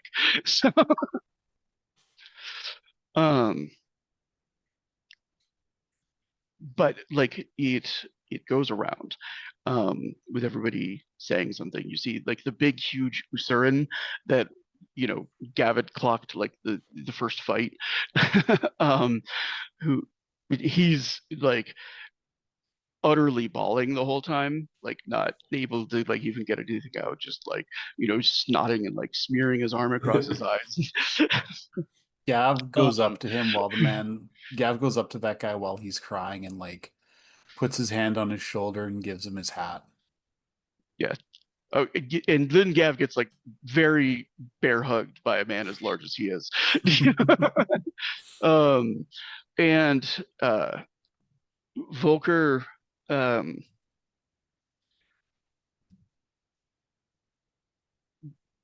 like afterwards, they cover Kelby Loring. There's like drinks going around, but Volker kind of to Hans, he gestures. He says, "You should come. We have something to talk about in the tent." Yeah, of course. And he goes with. He takes you see there's a couple of other people that like Hans has come to recognize as like the officers of the Wachtturm. And they're not officers in the same strict way that Hans's hierarchy was. Like Kelby was the captain, and then everybody under him was just an officer, and then below that was like the rank and file. But they're all relatively equal. It was just sort of you know the measure of responsibilities that they had. There's like a master at arms who's responsible for all the training. There's the quartermaster who's responsible for making sure they have everything. The big Usuran dude, he's their master porter. They made him an officer when largely his thing is just he's really strong. But he's also like now in charge of like whenever they have to move shit, he's the one in charge of like the logistics of it. Mostly because he's going to be the one walking and carrying the most. Yeah, that makes sense. You know the one who takes care of the dogs, the kennel master is there. So like this whole group that's like a mismatch. Like there's a Montaigne and a Castilian, and they all come into the tent, and Volkner looks around. He says,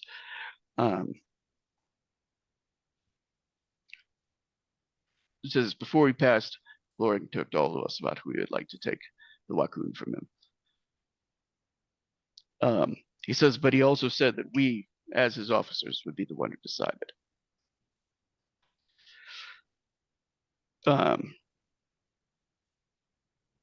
And he looks to Hans. He says, he wanted you to take over.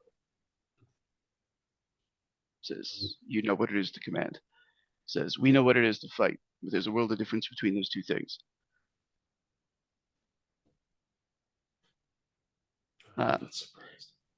He says, so hands in, not Hans, hands in for I. He says, we do as Kelby intended. He says, and stand your ground if you think not.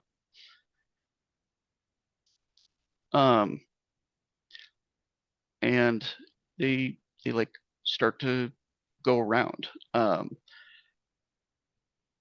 They don't like they clearly are like not super familiar with Hans, you know, but like Volkner begins, he says, I saw him fight. Took barely a scratch, but it wasn't for lack of courage. He was in the thick. He says, fighting as Kelby himself would have, leading from the front. And one of the one who's in charge of the watch, Mona, she's like, never saw him shirking. Says even if he was out all day scouting, he took a turn to watch. Ingrid, who's the kennel master, just kind of crosses her arms. She's like, his pup seems healthy. She puts her hand in. The Castilian, his name is Philippe. He's there. His role is technically barber, but it's actually that he's the medic, and that means he does everything from cut hair to pull teeth to like like sew up wounds. So like he's you know he's clearly like well regarded, but he's also you know like a bit of an outsider. he and the quartermaster just sort of like they're like, it's what Lauren wanted. It's what he said, and we'll put our faith in that. The massive Usuran kind of like claps Hans on the shoulder and just gives a nod. Like, the last two are the bard, who he looks Hans over and he says, "I've heard all manner of doings from you in Freeburg." He says, "I just have one question before I take my vote." He says,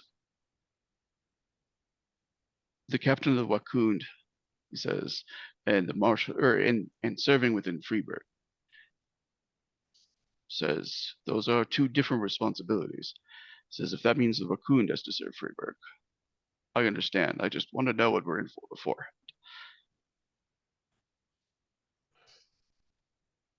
I admire all of your abilities and talents greatly. You are all extremely formidable in your own right.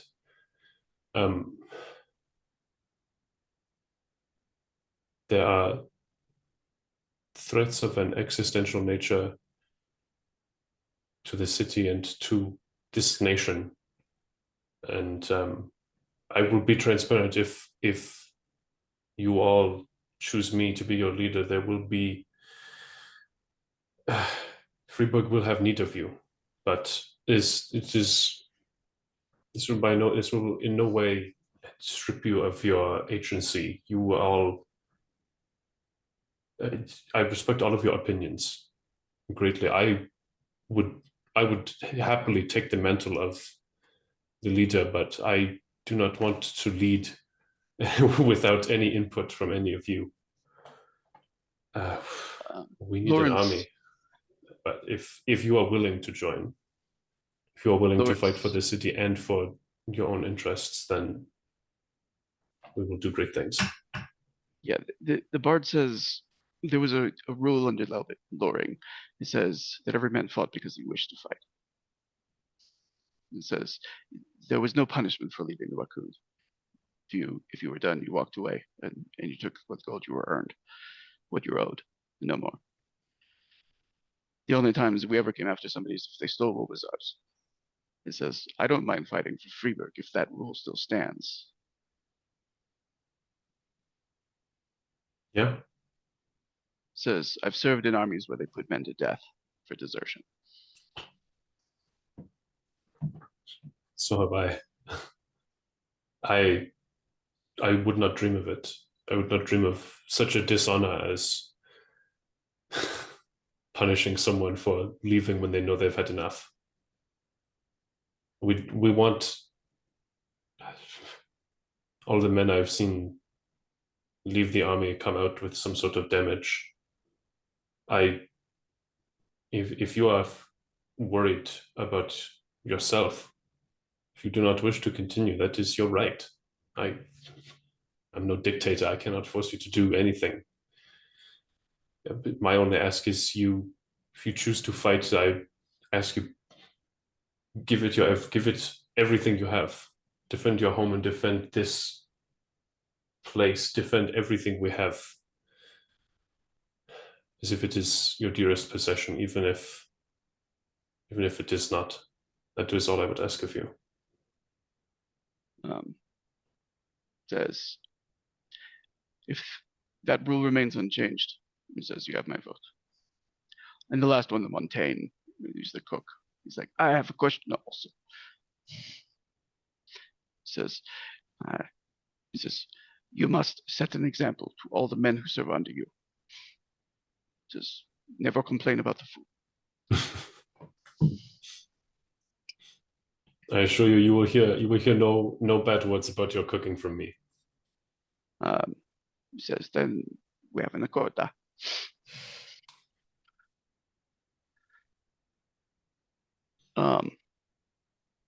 And Volker says, then we're agreed. Says, Captain of the Wakund, he says, is bestowed upon Hans Ulrich. Honoring's gonna do a thing that she learned from one of the Wakund as they were traveling. She's sticking both fingers in her mouth and like whistling.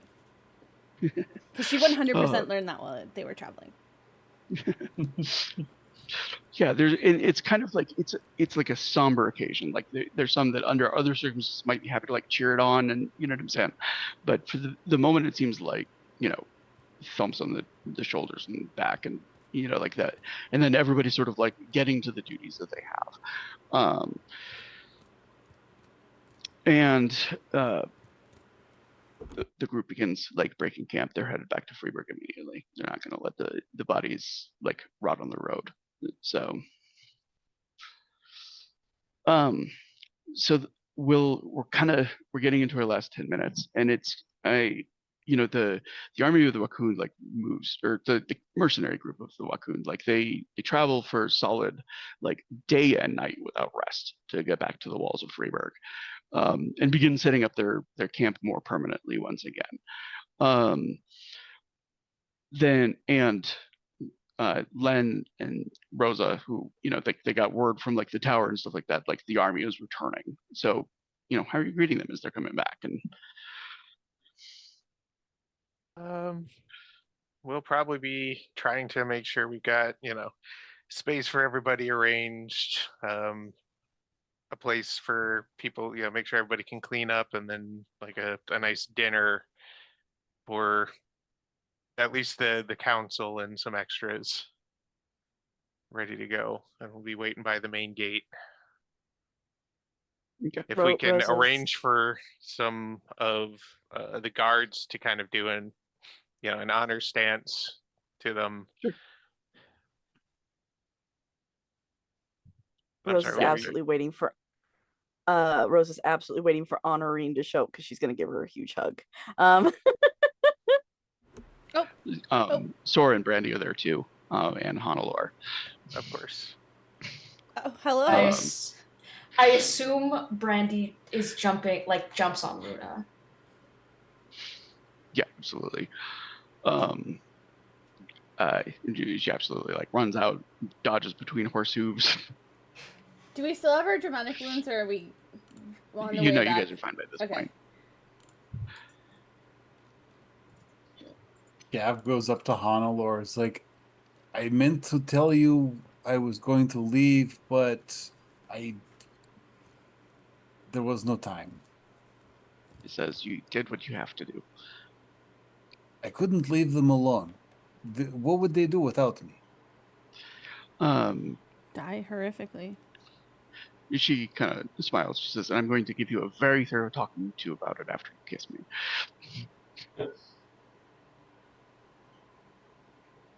Gav has this sense of foreboding. And she's got like a chill hint go- of a smile on her face as she like kind of, when he bends down enough, she's like grabbing his lapels and just kissing him fiercely in front of everybody. He picks her up. Of course. Yeah.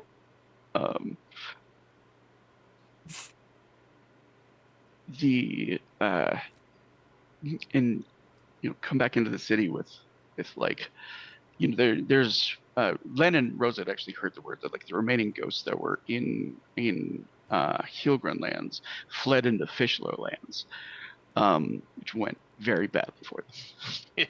Yeah. They also have no So I heard captain. you were talking shit. You didn't think that he would hear it. Yeah. Well, they'd been harassing a couple of Fischler villages that were on like the edge of the border and stuff like that. So things are not going well for whoever might have survived the battle. It just wasn't present at it when it broke out. So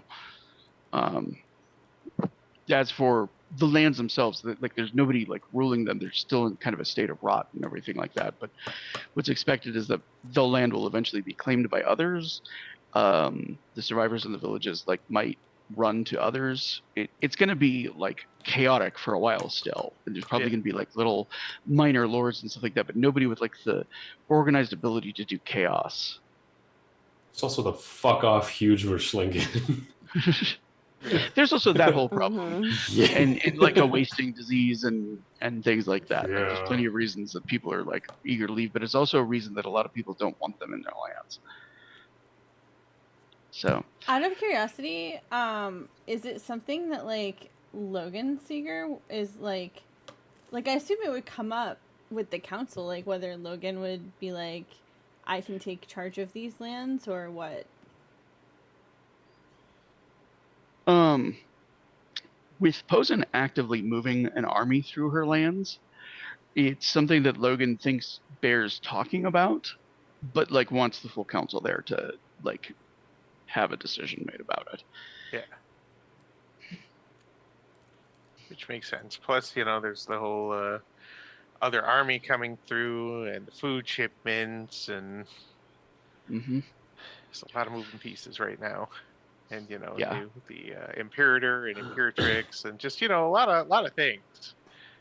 So I'm gonna assume that like Mhm. we only have like 5 minutes left, but I'm gonna assume that everybody's kind of gathered, having like real meal and everything, with plenty of things to talk about and go over. Absolutely. And I think that is 100% like probably where we're going to pick up, because like Henri and Gav have seen like a certain portrait. Hans, nobody is talking about like how he bears a remarkable resemblance to Riefenstahl. And Runa already The knows, so portrait she that- hasn't said shit about it. Yeah, the portrait that he has shown absolutely no one. Well, so on their way back, I assume they had a chance to ask Hans about it and stuff like that. There's always been a lot of like Wakun within earshot, because you're kind of traveling on a particular road. You know what I'm saying? The camps are relatively small. You can have asked him about it, but there was a good chance it would have been overheard. Runa's probably spent a good amount of the trip talking to Anna. Same. Yeah, and she like makes time to kind of like be near Hans. There's times where she just kind of like lays a hand on his arm or something. You know what I'm saying? And seems to be like absorbed in just sort of like feeling him being there, but also like the cold of his skin. And Honorin's like, congratulations on your new sister. Or new old sister. It's weird, right? It's weird. Oh, I've been there. yeah, It's weird. It's you have. That's right. I've almost forgotten. My I've goodness. also kind of been there. Yeah. It is weird. Like, there's definitely some, like, sympathizing there. From the three of them? Yeah. Yeah. Just like, yeah. Spider-Man meme. Yes, and like talking to Anna about it, and like, yeah, I found my sister that I didn't even know I had. I found out I had a cousin who's basically like my sister, and I have a niece. She's so cute. She's so cute. I can't wait to have my own children. Yeah. The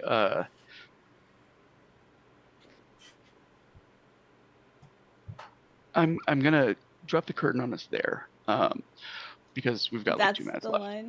That's okay. But the next one we're gonna open with like them kind of like having more chance to discuss everything, but Wilma's also gonna be there because there's gonna be some new news coming in. So no. We can never catch a break. Nope. No, that's illegal. Breaks are illegal here. So I am going to do 3 experience for this one plus drama die.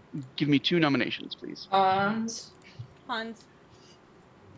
And I think Len for the Honorine. crazy science revelation. I That's like my that. vote. I like that. Yeah, Len. Yeah.